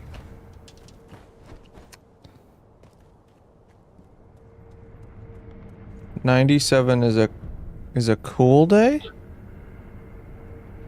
Yeah, the average day is like 110. I'm too fat for that weather. Bro, fuck. People will literally die if they don't drink water. It's fucking sad. It was so bad that in the summertime I could barely let my daughter go outside because of how fucking hot it was, because it was getting to like 118 degrees outside, which is dangerous for infants. Yeah, fuck that. Fuck that. On the plus side, it's cheap as fuck depending on where you live. Yeah. Yeah, that's the reason why I live here right now. I met my fiance in Seattle, and I was living up in Seattle with her for a while, but then we found out that she was pregnant, and Seattle is way too fucking expensive to live there. I'm talking like $1,500 for a 300 square foot studio apartment. So, Las Vegas, I can get a 2-bedroom apartment for $1,300 or even $1,200 or $1,100. So it's just literally, it's goddamn impossible to compete with those prices. Oh, wait, how big is it? So in Las Vegas, you can get about a 2-bedroom apartment for, I would say, around $1,200 a month. But Seattle, you would get a 300 square foot studio apartment for $1,500 a month. Oh. My apartment was a 3-bedroom for $1,100. God damn, where the fuck you at? Shithole. Bro, I'm fucking going to that shithole too if it's that cheap. It was 3 bedrooms, but it was a pretty small place. Oh yeah? Yeah. It was 3 bedrooms that were like, I don't want to say closets, but they definitely weren't sizable. It was like 3 walk-in closets. Hey, Neve. Neve's in my chat. Oh, what's up, Neve? Yeah, 3 walk-in closets. 3 nice-sized walk-in closets. That's not too bad. Yeah. It was alright. Before I had moved out of Seattle with my fiance, I was staying at a friend's house, like roommate situation. My fiance was staying with me. That place, I think it was like 800 square feet, 2-bedroom apartment, and they still wanted $1,400 for that place. And it had like horrible fucking mold problems. Damn. Like, when I say it had mold problems, it was an old ass fucking trailer that no matter what, you couldn't keep moisture out of the building because it was constantly raining. Since it was constantly raining, there would be shit tons of moisture on the walls, in the walls, everywhere. And if you didn't clean the wall for a week, I shit you not, you would have almost black fucking mold there. Yikes. Yeah, it was super fucking bad. Like, don't get me wrong, Seattle's a beautiful fucking city, but it's way too fucking expensive to live there. Like, it's ridiculous. And then the only places I can find that I could afford, you'll either get stabbed or you'll have mold and cockroaches. Oh, Yeah, it's a fun city. yeah, sounds like it. Like, people fucking, they don't talk about, like, how bad the fucking city is. Yeah. Shit, I don't remember if you were streaming were you streaming when I told my homeless story? With me and my fiance that happened? I don't know. I don't remember if you were still there. I know there was multiple people in the VC. I just don't remember if it was before or after you left. But what I was saying was, me and my fiance were one day walking around downtown Seattle. Oh wait, no, I was saying that to Jack before you started streaming. That's when the fuck I said that. Okay, anyway. Me and my fiance were just walking around downtown Seattle. It was our date night. You know, we were having a nice, fun fucking night, walking around. And there's, you know how, like, well, I guess you probably wouldn't know. So there's a highway that cuts directly down the middle of downtown Seattle. And there's a bridge that goes over top the highway. Just the bridge is like 3 stories up in the air. So me and my fiance are walking across this bridge to like go walk through the cute little neighborhood that was up the hill. As we're walking across, this fucking homeless lady walks up to us, sees my fiance, and flips the fuck out because my fiance had short blue hair at the time. This woman then like walks up to us, starts screaming at us, and by us I mean my fiance, saying how my fiance is a sinner, started screaming at me, saying how could I let her fucking do that to her hair? You just made her a sinner. She's a slut now. Then she wrapped her arms in between both of our arms and said, all right, kids, we're going to go commit suicide now. And then tried to lead us both off the fucking bridge into the highway. So that's when I like shoved her off of me. And the bitch went feral, turned around, charged at my fiance, and grabbed her by the face. So then I had to grab her fucking arm and throw her off my fiance and like kind of hit her in the chest to get her to go the fuck away. Jesus. Yeah. And that happened to me literal downtown, one of the nicest fucking parks in Seattle. Yikes. Yeah. And like, I shit you not, she was literally screaming, "You're a sinner," over and over and over again, like a psycho fucking manic bitch. I can't explain it any other way. Yeah, I think that's a fair explanation. I think you did a Like, decent one of job the explaining it. craziest fucking things. The worst part was like, fuck, if it was a dude, I would have felt no problems like beating them the fuck up. But this lady looked like an old witch lady that if you pushed her the wrong way, she was gonna die. Like, does that make sense? Mm-hmm. Yeah, so like I didn't want to fucking hit her, but at the same time I was like, I need to get this bitch away from me because I don't know if she has a fucking knife or something.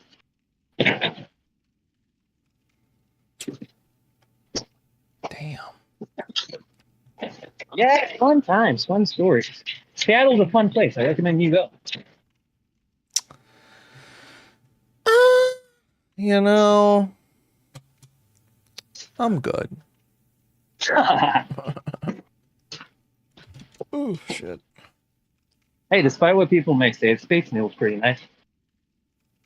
I've heard that's nice. They have like a nice little fucking restaurant at the top of the Space Needle. And I think it was in 2019 or 2018, they had started a construction project that now the restaurant on the top of the Space Needle, it constantly rotates. So as you're sitting at the table, you will rotate around the city of Seattle.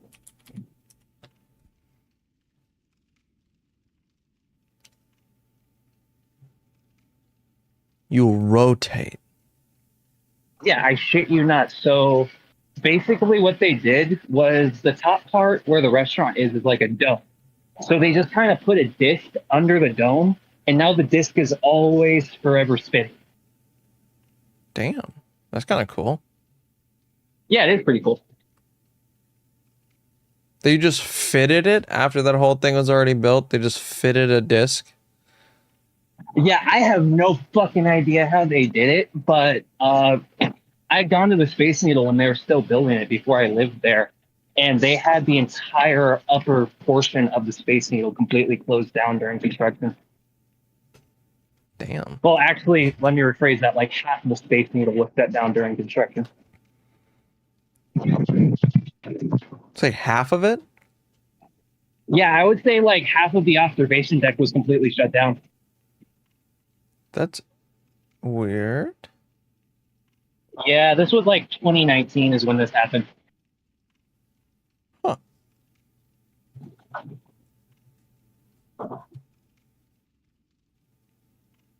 Maybe I do need to go there. Fuck.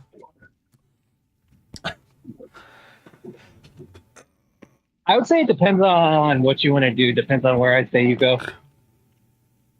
Me, I always just like walking around and getting drunk. That's why I went to Seattle. Yeah. Yeah. Plus, I don't know if you will like this part, but Seattle has some really weed, if that interests you. Some what? It has really cheap weed. Oh, no, I don't like weed. Extremely cheap. Oh, really? Yeah. Damn. That's one of the main benefits of going to Seattle. I shit you not. I'm talking you can get an ounce for like $30 depending on the store you go to. What the fuck? How? Yeah. I have no fucking idea. I shit you not. Christmas of 2021, one of the stores had a special. I walked away with a $16 ounce.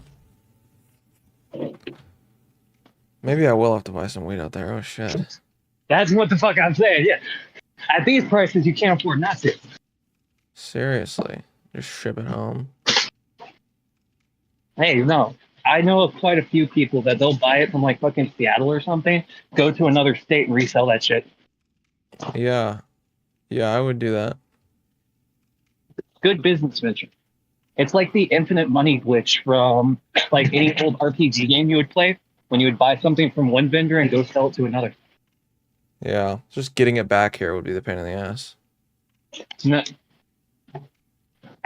Literally to the exact opposite side of the country. what you do, you chop the teddy bear's head off, you stuff that motherfucker, and you're good to go. That's cocaine. Hey, it can be anything. You know, just open up your mind a little bit. Nah, it'd have to be something airtight. Teddy bears are not airtight. Unless you put your dick in them. What? I'm just kidding. Hang on. You could like cover the weed in garlic, right? Because I don't think dogs can smell over garlic. That would kind of ruin the weed, though. Hey, if you don't want to smoke garlic weed, you could say it's a special brand.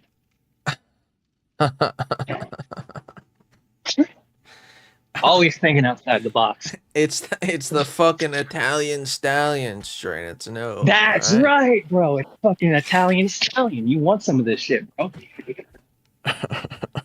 Gonna get you fucking licked. It's fucking the gabagool. It's fucking pasta visual. You know what? That's gonna be my weed strand. It's gonna be called the fucking gabagool. You know what? I bet there's a weed strand named gabagool already. I would be surprised if it wasn't. Gabagool weed strain information. Ironically, that was a very Seth Rogen laugh. Yeah, it kind of was. It's a hybrid. Genetic cross between Italian cookies and Black Light Bubba. What the fuck is that? No idea. That's like some scientific shit. True. Gabagool or Dino Party? What the fuck? Weird. Okay, Dino Party sounds kind of lit. That's like from Land Before Time type shit.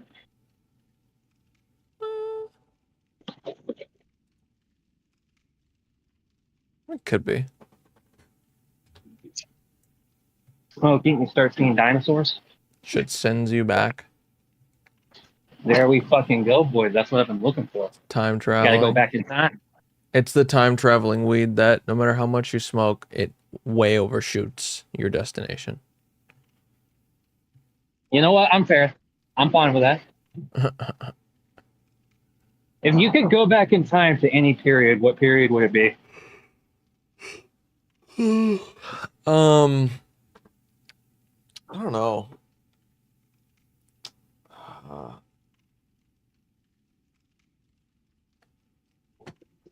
Fuck.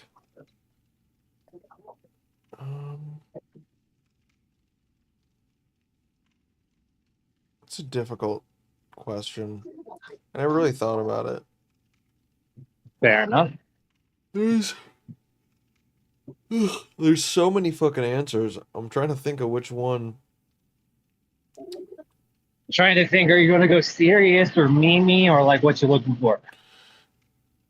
Kind of both. I was gonna say go back to like the biblical era with a phone, you know, and a gun. Babe. Yeah. Go be the fucking Aztec king. True. I would have to get like a good old stockpile of machine guns. Bring them back. I say machine guns. I mean like an M6, like an AR, or like something I can hold, not fucking mount and Something that never leaves your side. yeah, and a couple pistols. I'd fucking rule the world with a couple pistols and a phone. And I could expose Jesus for the fraud he is.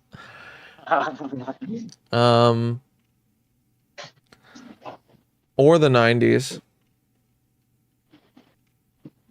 You know, I think if I was going to do a serious option, I'd probably do the 90s as well. Yeah. Or the 80s, actually. Or, ooh, 80s would be pretty good. Okay. Yeah. Not 70s, I bring though. this up a lot. I bring this up a lot. There's a lot of really hot fucking boomers in the 80s. Like, grandma was really goddamn good looking in 1980, goddammit. Oh my god. Well, you've watched, like, the fucking old 80 movies, right? Yeah. Yeah. Like, do you know the fucking movie Johnny Five? What is it? Have you ever seen that? Have you ever seen the movie Johnny Five before? No. What the fuck? Oh, that's like one of the dumbest fucking movies ever. I recommend you watch it. It's literally a fucking robot that the military created escapes and starts running around a town. That's literally the entire premise of the movie.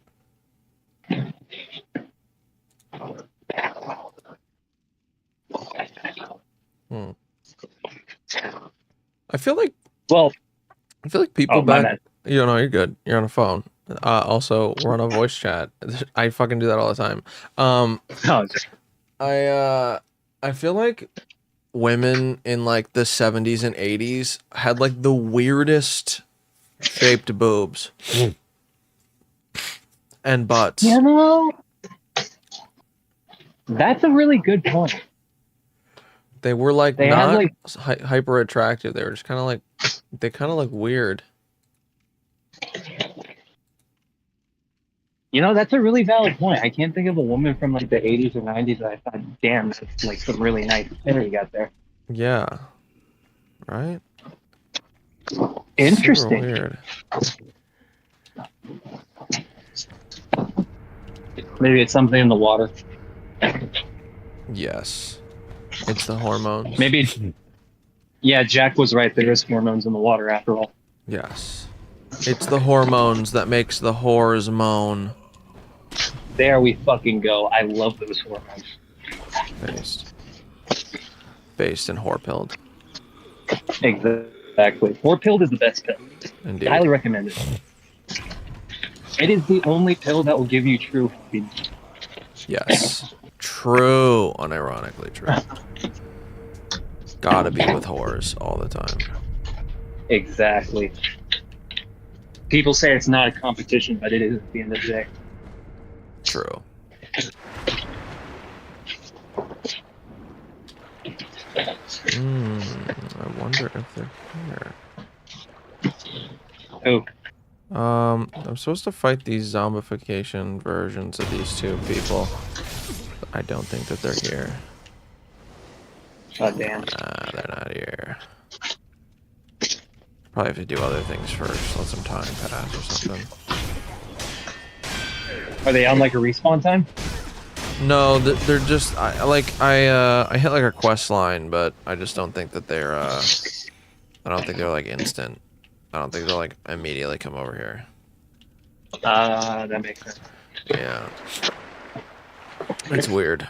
You're supposed to like divert a guy from a path to go to a different one, and he turns into a zombie or something, and you have to fight him along with somebody you were already gonna fight. I don't know. Fair enough. Fuck, that's not what I meant to do. Oh, shit.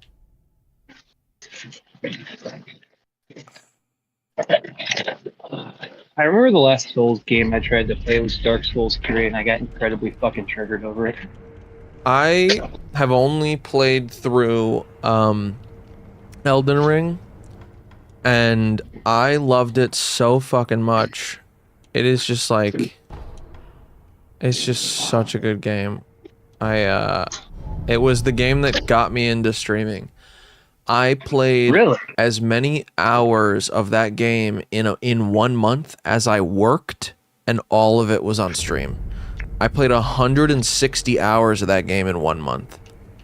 There you fucking go. That's like a month right there. Yeah, that's what started my my streaming. Oh, that's badass. Huh? I said, oh, that's badass. Yeah, it was dope.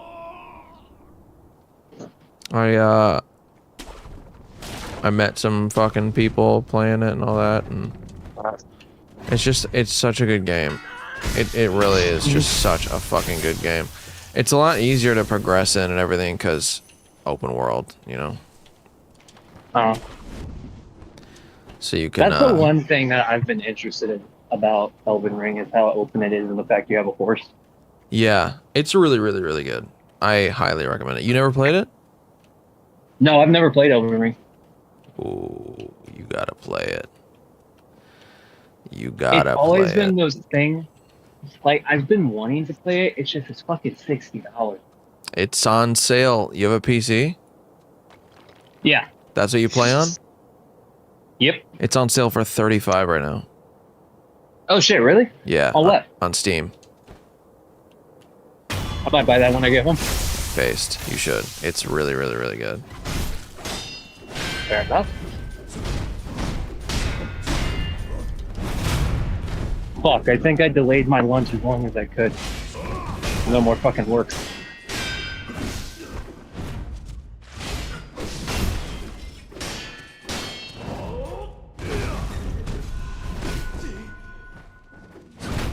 Fuck. Oh no.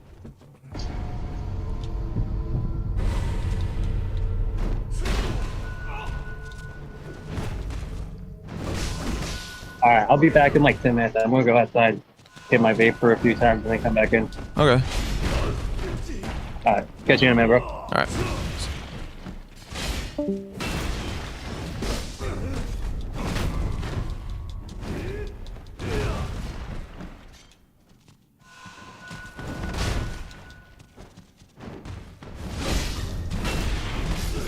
Fuck. That was insane.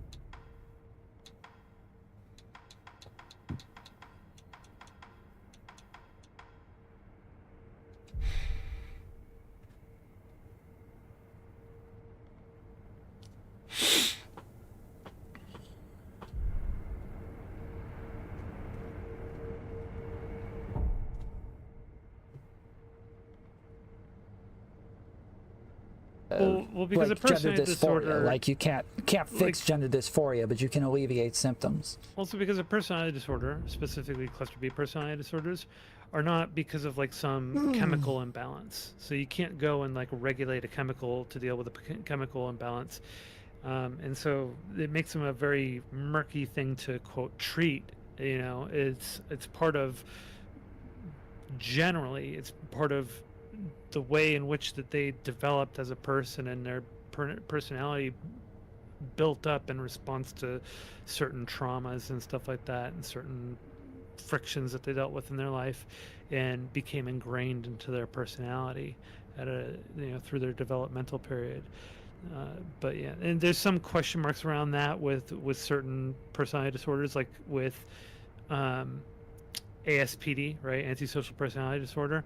There's a bunch of question marks around how much of that is nature versus nurture, right? But yeah, so I don't know.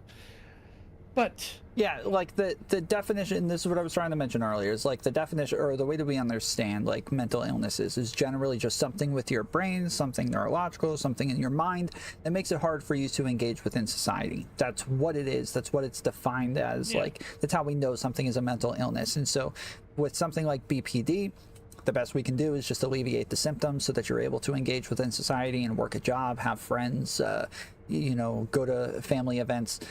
Just as like with gender dysphoria, like we're going to just alleviate the symptoms so that you can engage in society without having radical symptoms the entire time. Like this is just how we understand mental illnesses. So much of this stuff is about managing reported symptoms, right? And that's like the big sticky area is, well, we have to rely on the patient to report on certain symptoms, and it's very hard to come up with any way to empirically measure the symptoms. So it has to do with, when we give a certain type of treatment, we have to ask them, all right, how does this make you feel now? And those things are you know, you are relying on the patient to give you information and tell you what's going on in concert with like a clinical psychologist and a psychiatrist. What they'll do is they'll also like read how it is that they're responding, and so it's not so much like just relying entirely on the patient to report how they feel, but it's also about like reading more into what the patient is doing. Is the clinical psychologist seeing that the patient seems to be more agitated and has pressured speech and is exhibiting other things? Okay, maybe it isn't. Maybe it's actually sending them in the wrong direction, and they're being more anxious as a result, right? So then they get to read you like a clinical psychologist can do that, and a psychiatrist can do that. And so, like, that's one of the things. I'll actually just tell you guys a little bit about myself. Like, I'm going through neurological issues. I've had them for many, many years. They've been getting worse and worse and worse. And they have a number of different symptoms that manifest. Tinnitus, it's very, very loud and very piercing.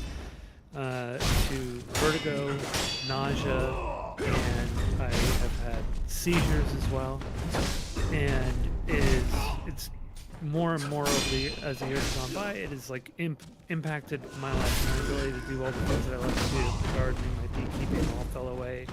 All my hobbies, all the things I do for entertainment and fun, going hiking and all that kind of stuff just really got chipped away at.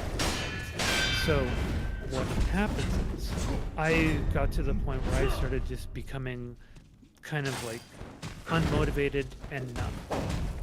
And so a neurologist wants me to see a psychiatrist and a psychologist in concert with all this, because it's hard to tell what of like further symptoms, or like what all is going on when I'm also at the same time feeling very numb and unmotivated.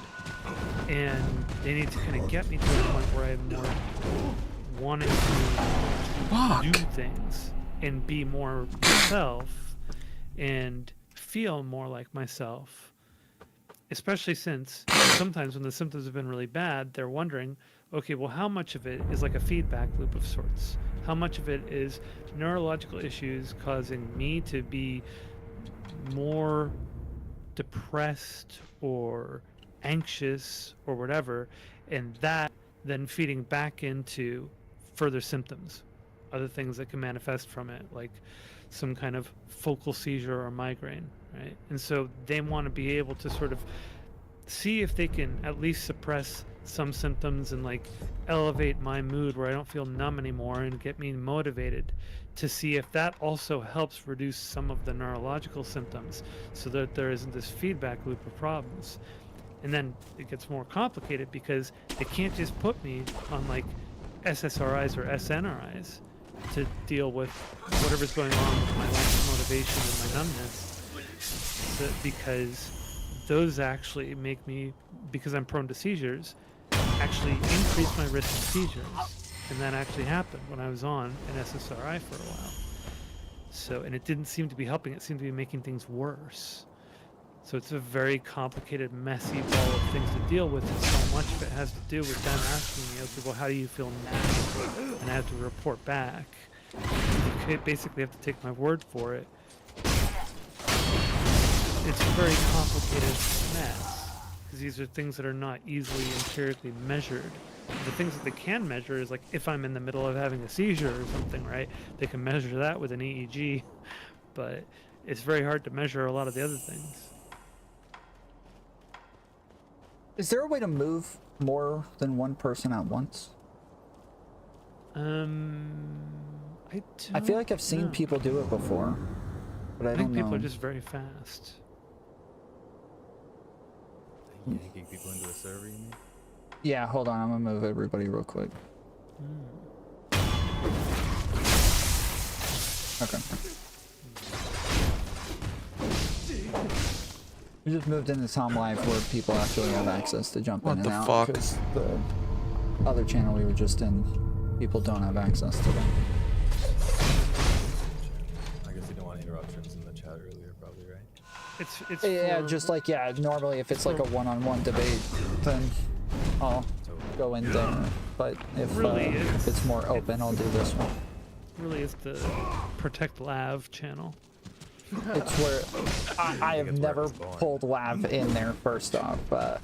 Part of it, actually, the reason I created it was to protect people from Lav, because they were mad that Lav was jumping on the panels. So it was quite the opposite. But that's normally just where I bring all of the women when they jump into a VC. I see them somewhere and I'm like, ooh, I can drag them in here and have them all to myself. They won't even know. I'll just tell them everybody left and now it's just us.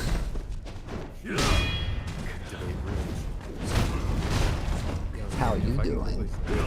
Exactly. How you doing? Hey, yo, Joey Tribbiani.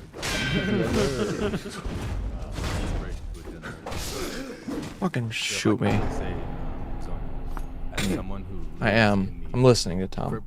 crippling and paralyzing screaming of tinnitus in both my ears, and I'm currently getting over a bout of vertigo that had me hugging my toilet 2 nights ago, fucking throwing up, screaming. Oh my God, it's the screaming worst. internally to fucking make it stop. Somebody fucking kill me. I feel like an incredible amount of especially when you live in that part of the city. I'm very sorry that you're going through that. But yeah, so that's Meniere's disease or whatever is causing it. They ruled out the Meniere's disease. We don't even know. But yeah, Make sure it's not this cancer, make sure it's not that disease. Fucking try the next test. Wait, you're in Right? the States too? Right? Like how's Yeah, I'm in the affording this States. going for you? not easy. Yeah. I'm in Canada where I have the benefit of that's a huge luxury. Yeah, obviously. Yeah. Anyway. Fuck. Yeah, it's very Took it's St. Four. very difficult to move the needle on this. There's lots of ruling out, but the only thing that we found was back in 2016, I went into the emergency room and they thought I was having a stroke, and so they put me in a stroke ward, and they did a bunch of tests and stuff. It all came up negative for stroke. They had an incidental finding of cysts, which are arachnoid cysts, and they're I had one removed off my head. Go on, sorry. yeah, these are arachnoid cysts that are like internal right? Mhm, So mhm. they'd have to cut into my skull to get them out, but or to drain them. I have So they're stitches I'm getting removed tomorrow, which thank God I'm balanced to get back to the doctor. But yeah, not inside the skull. Definitely deep in the thoracic. The whole brain, but it could get infected and reinflate or something. Fuck. The hell is yeah. this stupid biology? Yeah. Well, basically, because it's such a difficult thing to deal with, they have to rule everything out, and they don't want to say that the cysts are what are doing it, right? So they're like trying to have to rule everything out. If you take a look at like my scans, I've shown some of them, but there's like it's like a good between two different cyst areas. There's like a good maybe fifth or so of what should be space taken up by my brain that's taken up by cerebrospinal fluid. So Okay. yeah, That's a whole other level. and one of them goes like right into my auditory cortex as well, which would explain could potentially explain the tinnitus and the equilibrium issues. But yeah, they're not really sure exactly what's going on. Other than that, I'm showing a lot of different symptoms, and they ruled out anything physical with the ear, and they ruled out inner ear, and they ruled out Meniere's disease. And yeah, it's a such complicated a fucking elusive bitch. Or complicated beast, I'm thing to sorry. figure out. Yeah, I speaking of like, fortunately, I haven't gotten nauseous in a few months, which is good because I had a really bad period where it was a month and a half every single day of vertigo and nausea, and sometimes every day of the week I would be vomiting for like an hour to 2 hours a day. And so fortunately that has passed and I'm back to sort of like baseline, but sometimes it can get bad. I also get these other things that are like, I call them brain jolts, where I just fuzz out. There's like this jolt that like goes through my brain, and I lose all my Body just do a concentration. Oh, okay, sorry. I thought there was one other thing that I had that you might also experience, where, especially late at night, I'll have moments where my body will kind of like stutter back for like an inch or two, and I'm like, okay, did my breathing just stop, and I need to fucking reactivate it? Like, what the hell is what's happening? Am I about to get Parkinson's? Like, I'm starting to freak out that it's Well, like, my body normally should not move itself, but anyways. Yeah. Normally I get these brain jolts as like aftershocks from a seizure. So if I had a seizure, which I only have nocturnal seizures, really, well, I did only have nocturnal seizures, but things Does have that mean changed. while you're sleeping? Yeah, and Forgive me so being rudimentary. after the seizure, I would have these aftershocks that would be these brain jolts that would just like fire off repeatedly in my head. And but now the brain jolts, they happen outside of seizures, and they'll just happen like in the middle of the day sometimes, where I'll just be cooking or something and suddenly I'll start getting them, and it destroys all my concentration.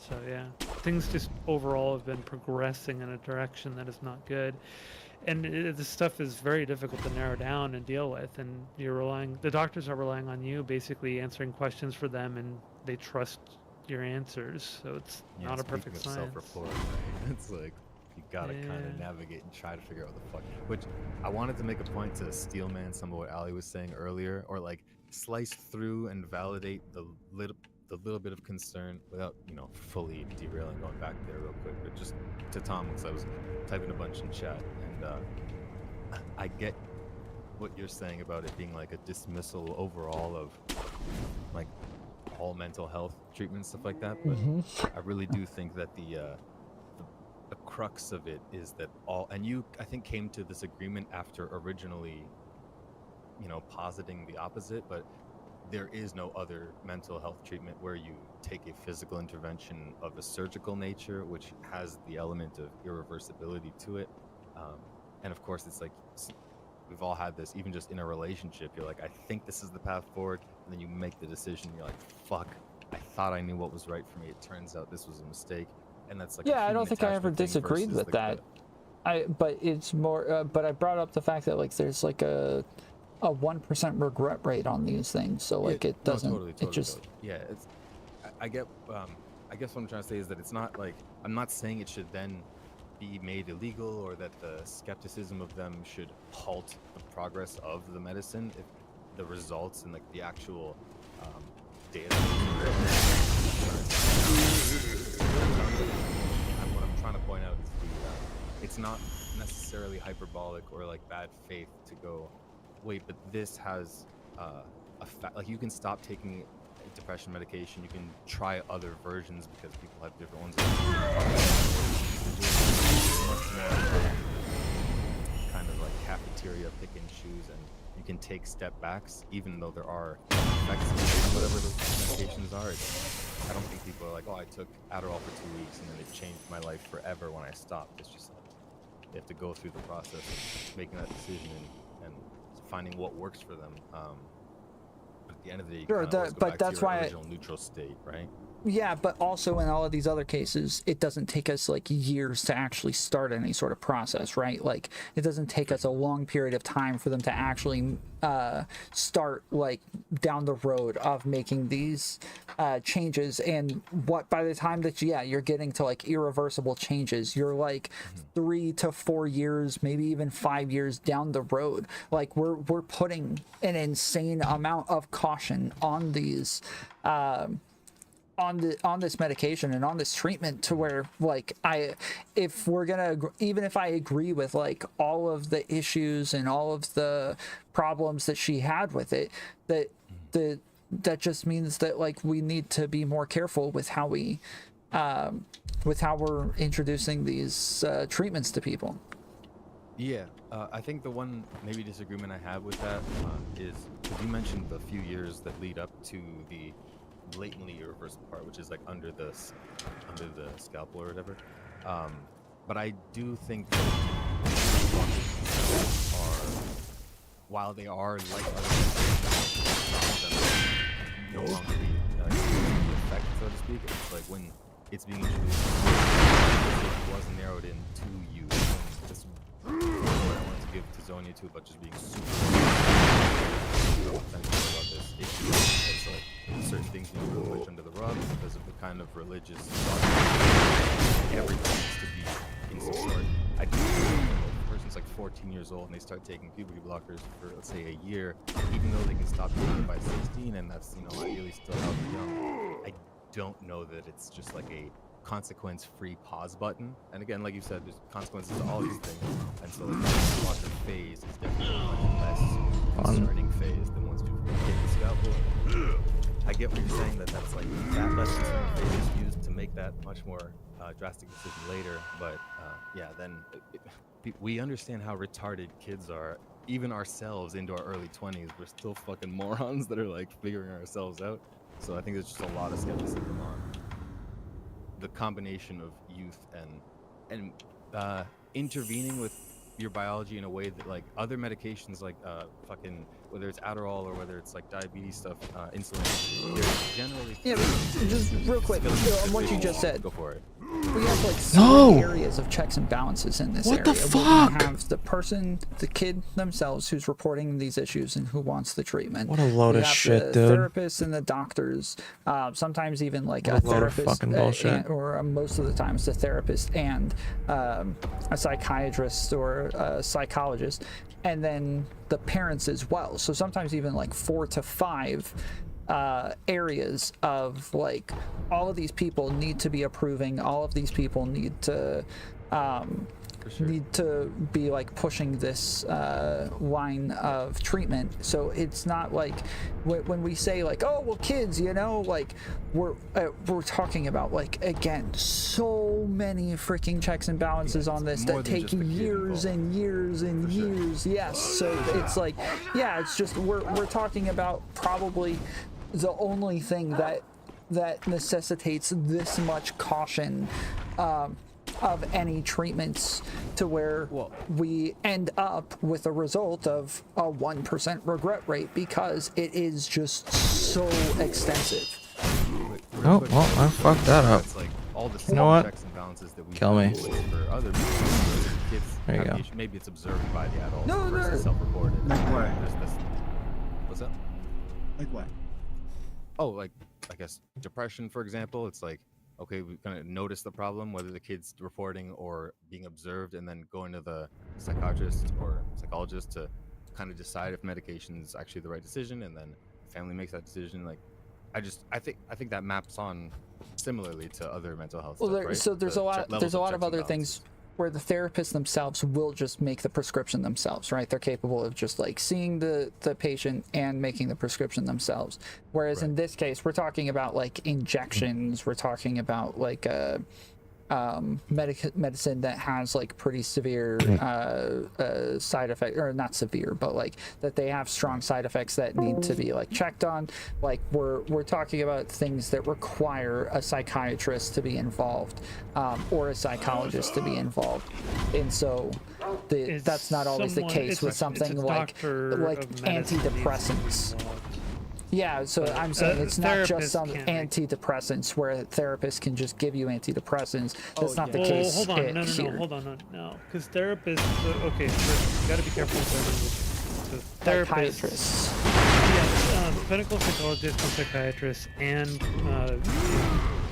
somebody who's a physician can prescribe these things, right? So, a primary care physician can prescribe antidepressants. Psychiatrist is a doctor of psychiatric medicine, can prescribe antidepressants. So these things can be prescribed by doctors. Yeah, I don't disagree with that. And just to be clear, did we lose Zonia, or? Oh, yeah, You can't hear me? Oh no, it just sounded like you cut out. Oh, so the question is there a protocol for prescribing these things different from one to the other? But so with prescribing hormone blocker or puberty blockers, I don't know what the checks and balances are for prescribing kids puberty blockers. Is it something that just a physician can do, or is it something that needs to have sign off from additionally like a doctor of psychiatric medicine or something? I think therapists can give puberty blockers, but you have to. I'm pretty sure you have to see a When you say physician if they're therapist, what do you giving mean by a therapist? A psychiatrist. There's Okay, that's not a therapist. That's a psychiatrist. Psychiatrists can be therapists. I don't know what you're talking about. Okay, so a therapist is a general term that can include any number of like somebody. I have a therapist who isn't a psychologist, isn't a psychiatrist, isn't a physician, cannot prescribe anything. I need you to understand going forward that when I say therapist, giving people medication, I'm talking about one that is capable of giving medication. Okay, just going forward. Okay, understand so you're talking for the third time clarifying. Okay. Well, so what we should do is we should be specific. So, does it require a doctor of psychiatric medicine to prescribe these? Or because, like, I know at least with. Okay, Are you I know at least fucking with kidding me right now? adults, it's informed consent, and so a primary care physician can prescribe these. You don't need any additional sign-offs on it or checks and balances. So, as for, I don't know how it works. I think if a with warrant is hormone blockers. specialist, right? Like if you do want to get specifics, you Oh, Neve joined. like Googling the specific term, talking about pediatric endocrinologist, right? So I think that's like even more specific. I think if you look at that, and that's important. Yeah, that's an important distinction to make, right? Because if we're, talking about the doctor that's like specializing on, the liver, then, a lot of it is really talking about like what kind of like, Nope. what kind of workload you Just can kill me. put on someone's liver, generally speaking, they're up there when they're young, and then obviously. Yeah, so generally I believe that it's like actually endocrinologists that are gonna that like you have to go to if you're being prescribed puberty blockers or Thank you for any reminding sort me, of hormone Tom. therapy. Gotcha. And that's like a specific thing to hormones because of the way that those affect the body versus some other whatever active chemical that people. Because the way they're taken and absorbed into the body. Right. And by the way, I want to make it clear, I'm actually not saying like the 4 checks and balances or the layers that are in place in the process. I'm not saying that's fucked up. I was just trying to give like really kudos to both sides or credit to both sides of where, this was the wrong word, Actually, for Zonia, to be fair, there's kudos there because it's like a honesty and authenticity thing that's really important for people that are within the community that's being spoken of. And also, by the way, Neve, I apologize. We were rambling and talking and on a bunch of topics. Oh, that's okay. Say hey as you popped in. Yeah, nice to meet so you. yeah, you as well. But so the point was that when Zonia mentioned there is a bit of like a, if you question anything, you're fucking a bigot. Like there's a sort of religious kind of cultiness around just progressivism in general, and you can call me a right winger or a centrist or whatever for having that opinion, but it's like if you fall outside the doctrine, it's blasphemy, you're exiled, you're fucking heretic. Like that's just on any amount of things that if you fall outside the doctrine of the leftist, you're fucking piece of shit. So it is just good that we're having a pendulum swung. Culture's kind of getting more grounded and honest. I hope about this for people like yourself, Zonia, saying you hope things aren't being brushed under the rug, and we can just be honest. Or countries in Europe going, let's take a step back instead of just being super, super, super affirming, pro, go for it, fuck it. And again, within the window that doesn't have enough, I guess, reliable research, which is the youth element for adults. And I'm not even saying it should be illegal for kids, because as Destiny's mentioned, if you want it to be illegal for adults, then having it available for young people might be the way to optimize it for them to have the best results as grown-up trans people, right? It's like that's so it is like a really tough. That's how I feel. Like, ideally, I would like to say, yeah, you just have to wait until you're an adult. Like, I would love to say that, but once I say that, then it's like, well, shit, you're totally like kind of screwed at that point, and you have like so much more work. Yes, it is so much more. Yes, and you have just like so much more work to do at that point that we could have just like fix this early on. And so if it came out that like, yes, these processes, the checks and balances, the long wait periods, these weren't actually helping, then like, yeah, I would have a totally different perspective on these things. But because it is just an insanely long process, and the regret rates are 1% or less, then like I just feel like there's no real downside here. If that 1% regret rate of what is already a tiny percent of people, that's irrelevant. Let me just say that if it's actually 1%, and I'm not saying it's not, what's 1%? You ever heard of that recent story that guy killed himself? That is probably pretty good. I think the ideal. I have not heard about that. 100 is still a whole number percent. I did hear about a guy that killed himself on TikTok like a while ago. It was a fucked up video. He blew his head off with a shotgun. I saw it. Be that the case, that is good. That is good at least. Another consideration you should probably make, like, we're talking about puberty blockers prescribed by endocrinologists. Like, you said you're Canadian, right? So am I. Like, Canada's a really big issue. Sorry. Canada's a really big issue with, adequate, like, doctors in Canada, but specifically specialists, right? And so, like, I'm an endocrinologist, and I think the first time I saw them was like over a year or something, and so and now every time I have an appointment with them, it's like every 6 to 8 months, which is pretty damn good when you consider a lot of other circumstances. So when you add that like shortage into the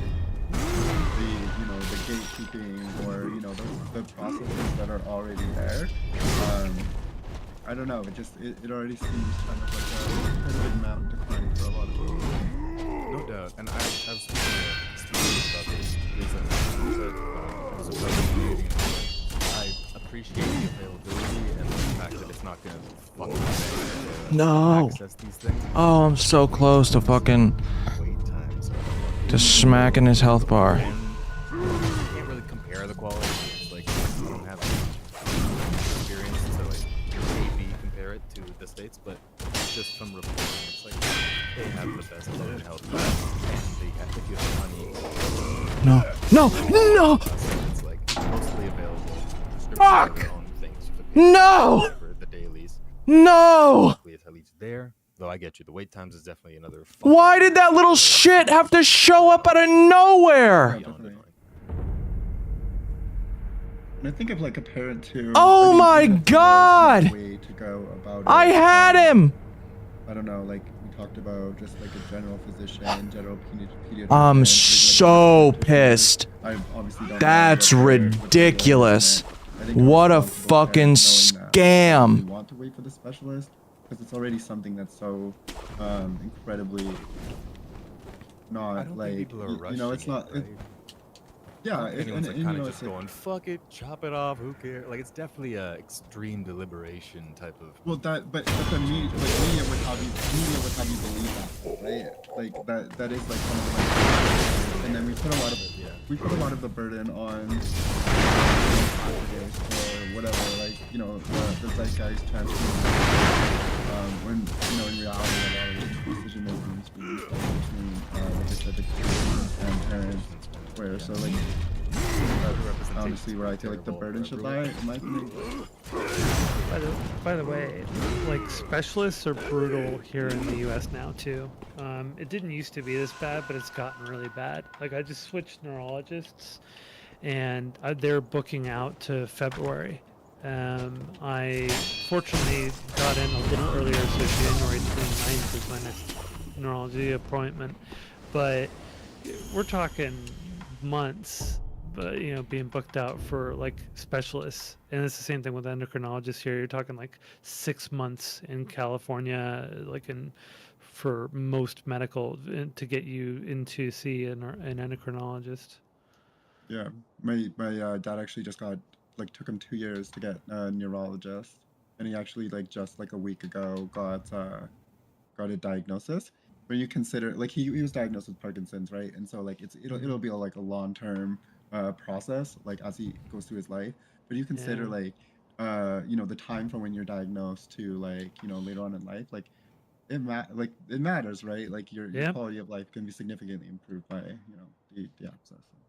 Yeah, it's just overall it's a problem. It's even worse for those of you with socialized medical, but even it's getting bad for those of us who have privatized medical. That's it's rough. It's definitely rough. Like I have my outlook is, considering I've been dealing with this stuff and trying to pinpoint what the problem is since 2016. My outlook is pretty bleak. Wait, You know, was and it the things guy just that keep getting shot worse, himself in and the now head I'm with a switching shotgun neurologists and then to his someone dog who's walks in the room? more specializes in Is it like, seizures was his name like like cysts, like Nut something? and I still don't have Kevin a light at the Nut end of the tunnel. Nutter? Symptoms continue to get worse, so yeah, it could be rough when you got something that's That was like long-term 4 like years that, ago, if and that's kinda, the case. I chipping know away it was at you on more. TikTok, Dysphoria is one of but those things that chips away at you over time. Parkinson's is something that like physically debilitates over time. You know, whatever I've got neurologically, that's something that's chipping away at me more and more over time.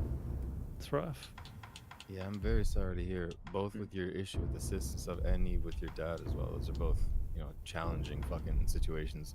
Be it like someone's He's close still to you or very in your own able-bodied, shoes. very capable. For like, sure. It's like I have like Alzheimer's in the family, and like, you know, you watch it happen with your parents experiencing with their parents. You see it like, man, the reality and being immortal. Like,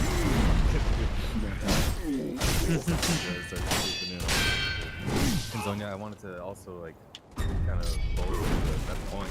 It really like give yourself the grace, although I'm sure you are. It takes a lot of you that have chronic illnesses, man, to have something that every fucking day of your life is chipping away at your focus and your endurance and your energy and your quality of life. Every facet of your life is fucked by this. Yeah, just I'm sorry. Here's the fun thing to put on top of that. I've also been a chronic pain patient since 2012. Like, I've already been through a spine surgery. Yeah, I've got neuropathy from nerve damage on the nerve roots coming out of my spine, and yeah, so I've been a pain management patient for over a decade now. So that added on top of it. I finally just decided, I just got off of all the painkillers. Fuck you. And muscle relaxers back I'm in fucking 2021. pissed. It's like, fuck it. I'm just going to fight it as best I can without any of these medications. Because the medications just made me feel like shit, especially considering all the neurological issues I was dealing with on top of that. I'm like, well, fuck it. I just want this stuff out of my system. Maybe I'll feel a little bit better. And honestly, it did help a little bit. Like, getting off of the opiates and off of the muscle relaxers made me feel better, just because it was less of like a neurological impact on me. Yeah. So It's I've like just the- been toughing it out without pain management for the past 2.5 years or something. Fucking A, dude. I think it was When did you? Let me use it. Sorry, 2020. sorry, sorry. Yeah, I think it was Tom. Do you remember when I quit? I think it was like August or September of 2021 when I got off the opiates. I was going through all those withdrawals. Oh, shit. I don't know if Tom remembers. Tom was one of the people I who was don't helping. remember. He was like talking me through some of the withdrawals at the time. But anyways, what were you saying, Eve? Oh, I wanted to address something that was said in the chat. Somebody's saying like I'm against children altering themselves with no mindset to do so, and not understanding the end result. I They're just against wanted to all say, medicine. like, yeah, okay, that is like an important distinction that you just made. But just generally speaking, I always find it weird that people feel so entitled to like inject themselves between the relationships of like a family and their like doctor or like the health provider. I don't understand, like, outside of your own children and your own like immediate family members, where do people get off like dictating what is available to other families? Maybe in like Canada I could see that being more whatever, but Where the it's United socially States, paid where like for. liberty and Yeah. access is like On the one of the it's like one of the core fundamentals of your society, right? Yeah. Totally. Well, I mean, we would do this Yeah. to some extent. Like, normally we would say things like, we don't think that kids should get like breast implants, or we don't think kids should smoke cigarettes, or we don't think that they should drink alcohol, or like we don't think they should have sex. Like, there's a lot of things where we say, like, because you're a kid, we're gonna kind of cut the line for ethical reasons. But people, that is their argument, is that there's like an ethical concern there. It's not a scientific concern, it's not a medical concern, it is an ethical concern, to where they believe that this like crosses over a line that they've drawn that to me just doesn't make sense. Yeah. Mostly a little on the biological, but I agree with you. It's mostly moral and mental, like a discomfort with always this fucking up the structure of No! understand as Fucking bitch. okay. Sorry, need your bucks to sit there. Yeah, that's okay. I think it's just built on an assumption that like most parents aren't capable of doing their own researches, like forming their own opinions. I know like society is generally built around the like low but I would think that pretty invested in do their own research, someone around them who knows what's going on. Like, that's kind of where it's like you're a parent and you may be conflicted about what's going on, but you have some sort of understanding. You have a rapport with a doctor.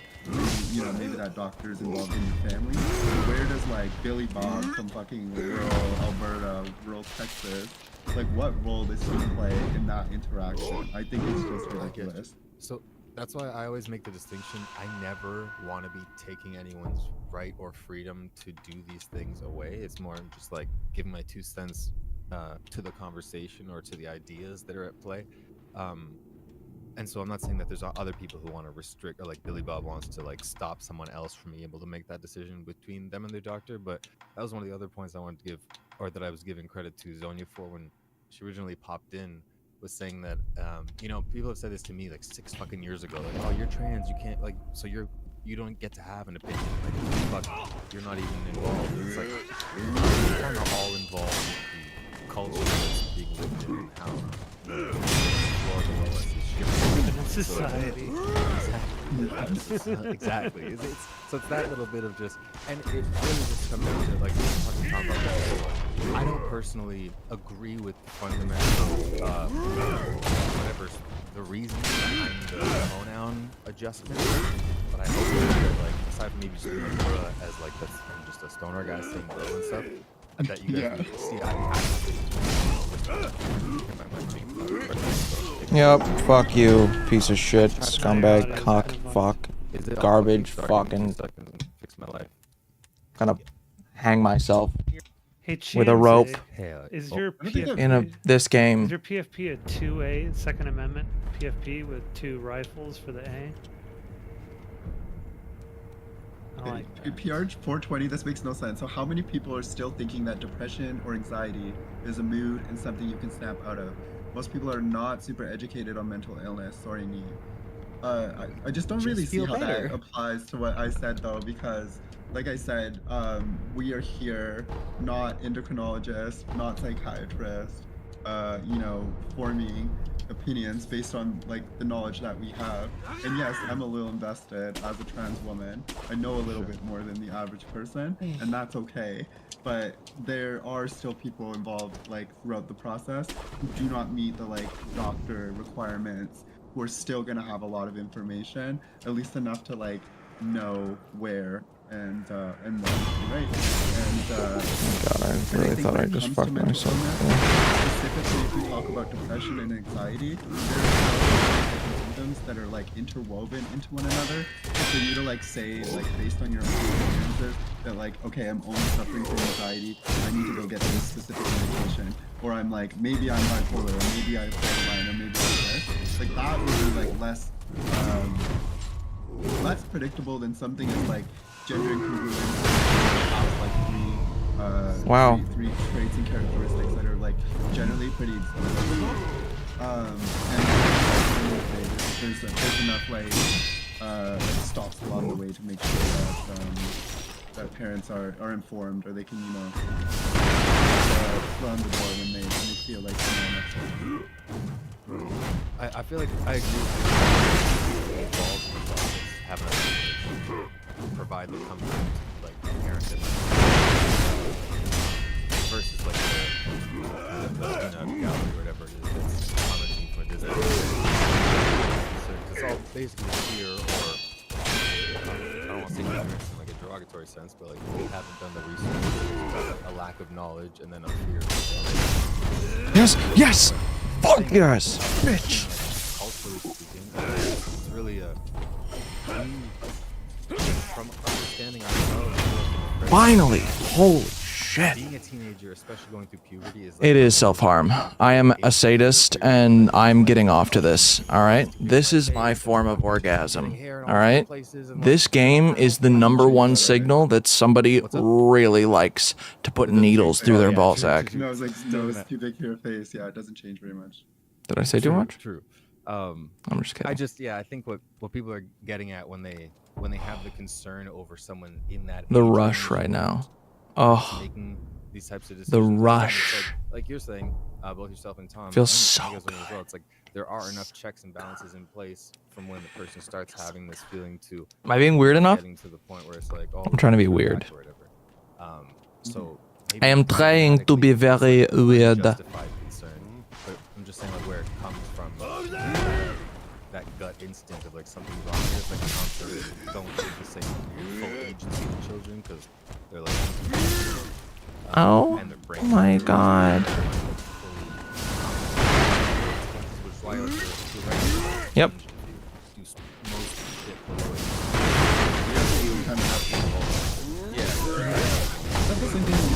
Cool. I'm fine with dying. As long as you're not, as long as you weren't charged as an adult. Some states have certain limitations Most on of the adult for time. certain crimes. Yeah, most of the time. There we go. Like California won't expunge certain violent crimes from the record. I would imagine murder or like actual planned murder, like, not like it'll- accidental manslaughter or like or the rape. record. The record still won't be like available. It would have to be on special request for the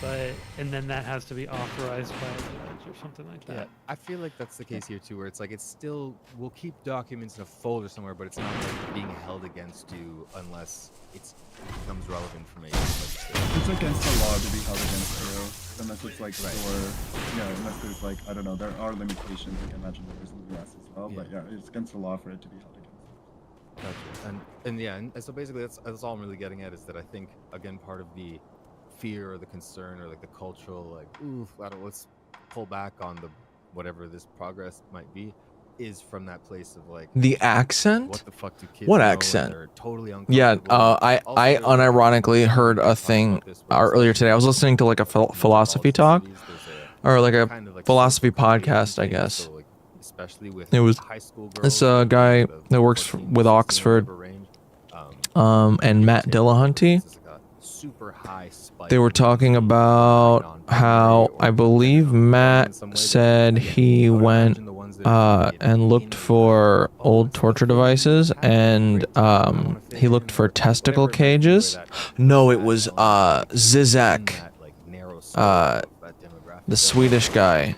again, we mentioned the process of going to doctors, having Yeah, he said he looked for testicle crushers, because he was looking up like stuff about old like medieval torture devices, and he found them for sale for like pleasure. So that's where that came from. It's probably the simpler answer because it's such a niche thing with whatever, I think it's 0.3 or 0.6% of the population, where it's super rare already in the first place. But anyways, yeah. I'm not saying that, again, I'm not validating people hating. I'm not validating anyone taking freedoms or like restricting people. I just understand. I don't think it's always like a bad faith or hyperbolic place where the concerns come from. And I personally, I would say I take issue with. Yeah, that shit was Canada, it wild. becomes, like, because it's healthcare, although not entirely. It's like the double mastectomy was covered, but she. Speaking of a past person I know, I guess I'll say they now because I don't know, but they had a GoFundMe to get like the reconstructive element to like move nipples around to be more like a male chest and things like that, where it's like, okay, the government didn't consider that to be part of what was essential, which was confusing to me because it's like the thing is the gender affirming care.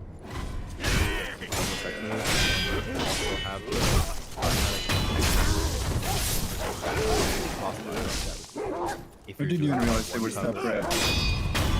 Yeah, I didn't. I mean, I only learned it. I thought there was just person, like, yeah, one, I didn't even realize yeah, that. one third. I guess maybe there's two processes that would be done at one time, but so they're billed separately in terms of, you know, on the back end. Even though for us, it's all just kind of covered. But yeah, so in this case, I guess it wasn't.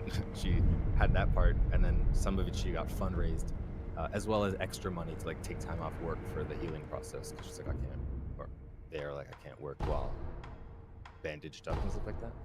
But yeah, so I there's part I'm gonna of me try and that's fight like, this guy like oof, once. I don't know how I feel then I'm about gonna it go to bed. being, like out of the taxpayers' money because it's something that like not really everyone agrees on. But Shoot, if even in the beyond U.S., opinions- trans like Oh wait. trans care healthcare is like pretty heavily subsidized by the government, so it's yeah, almost across the board.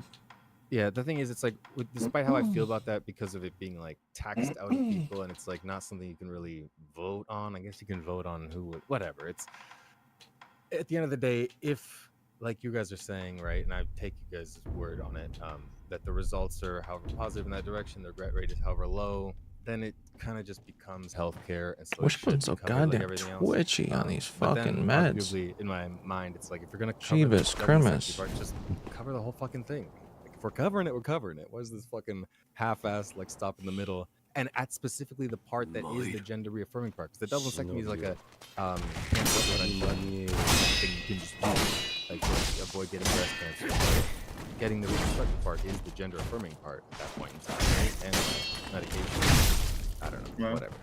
That's lines in the sand. When it comes to trans males, I know an embarrassingly like not, and I mean it's obviously not relevant to me, so I don't necessarily know. I know a little bit, but when it comes to like the specific stuff. Yeah, I posted what it was in the chat. NRS. before Yeah, we were in whoa! surgery. What the fuck? It didn't let me heal when I tried That to was heal. NetherRealm Studio. Fucking.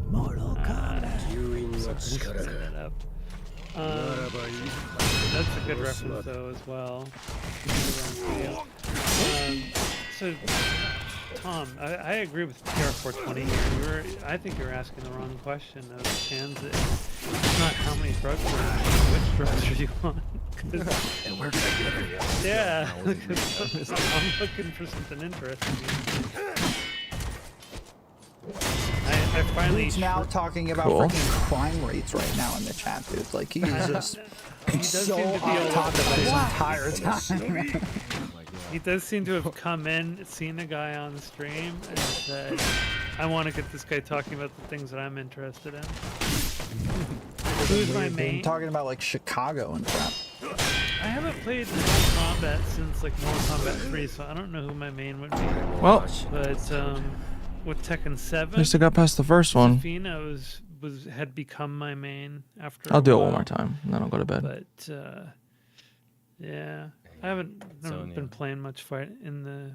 Oh, Classics, nice. Classics. I respect it. Nice. I actually brought my SNES over here too. Brought my NES, both the top loader and the front loader. Hell yeah, hell yeah. Got all So- my boomer shit down here too. Mm-hmm. Oh, he's Rerun he's D2R talking as about- well. He's talking about me?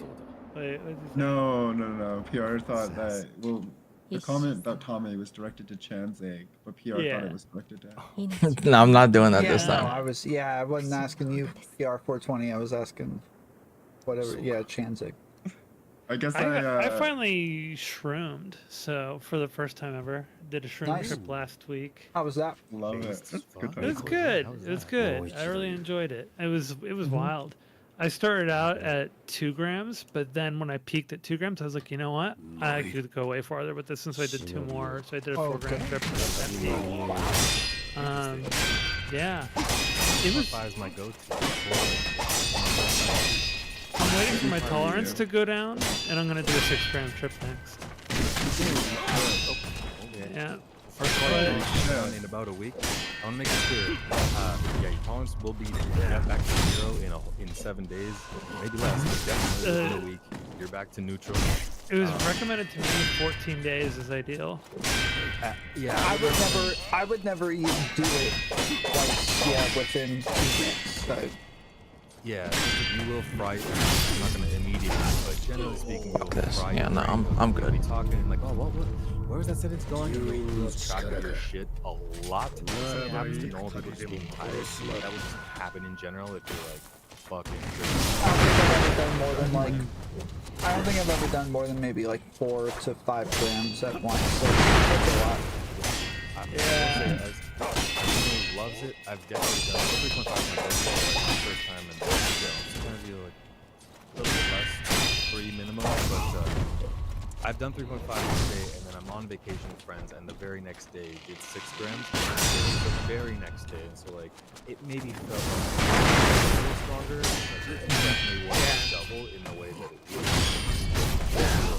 So, Yeah. you know, cheers, and So- I salute you. Bring all your favorite music, you know, bring your Yeah. I'm definitely going to be doing that, and this time I'm going to be doing it without a trip sitter, because I want to have the experience alone. Because I was spending so much time talking to my friends, and it was interesting, because like, at 4 grams, I definitely got a lot of visual, like spatial distortions and stuff like that. So I'd be like talking to my friend, and like suddenly the kitchen in the background would be way off in the distance, and then it would all collapse I'm down good. and keep me on a 2-dimensional surface, I'm done. right? And Oh, another one. and No, I'm just kidding. I had other experiences where, like, because he had this day-old eyeliner on, and it was made his eyes kind of smoky, and he also has these very dramatic facial features, and as he's gotten older over the years, they become more dramatic. So the combination of which, periodically, when I'd be talking to him, his eyes would turn into like pitch black sockets, and his face would be kind of melting. So That's kind of how my ex looked when she looked at me with the hate in her eyes. I was like, I've never seen such black rings of fucking you piece of shit. I was like, woo. it was Like fun. I waited until I was coming down to tell my friend what I was seeing on his face, because I didn't want to like make him feel weird about it. So I was like, oh no, I'm Satan. I shit you not. I pretty met Satan in a powerful. basement somewhere. Like, what's up? yeah. They've got some powerful like usages. I think like I've had really 3 I would say 3 really big outcomes that have come from shroom trips. I think like one time I did it and somehow got really motivated to like clean and like ended up cleaning my room like top to bottom. Literally, it was insane. Nice. And done as far as visuals, I've gotten the like a walk into the dark, and then there's kind of like what you would see is like maybe a screen door, but it's like more RGB, and it kind of like sits in front of you. I don't know. I laughed. It made me laugh. And then All right. I actually had the insight, foresight. Alright, I don't alright. know. Basically, I was like, I did the shrooms, and I was sitting there just like talking, contemplating things, and started like thinking about like Okay. a relationship that I had with my mom. At I'm the time, done. we had like been fighting for years.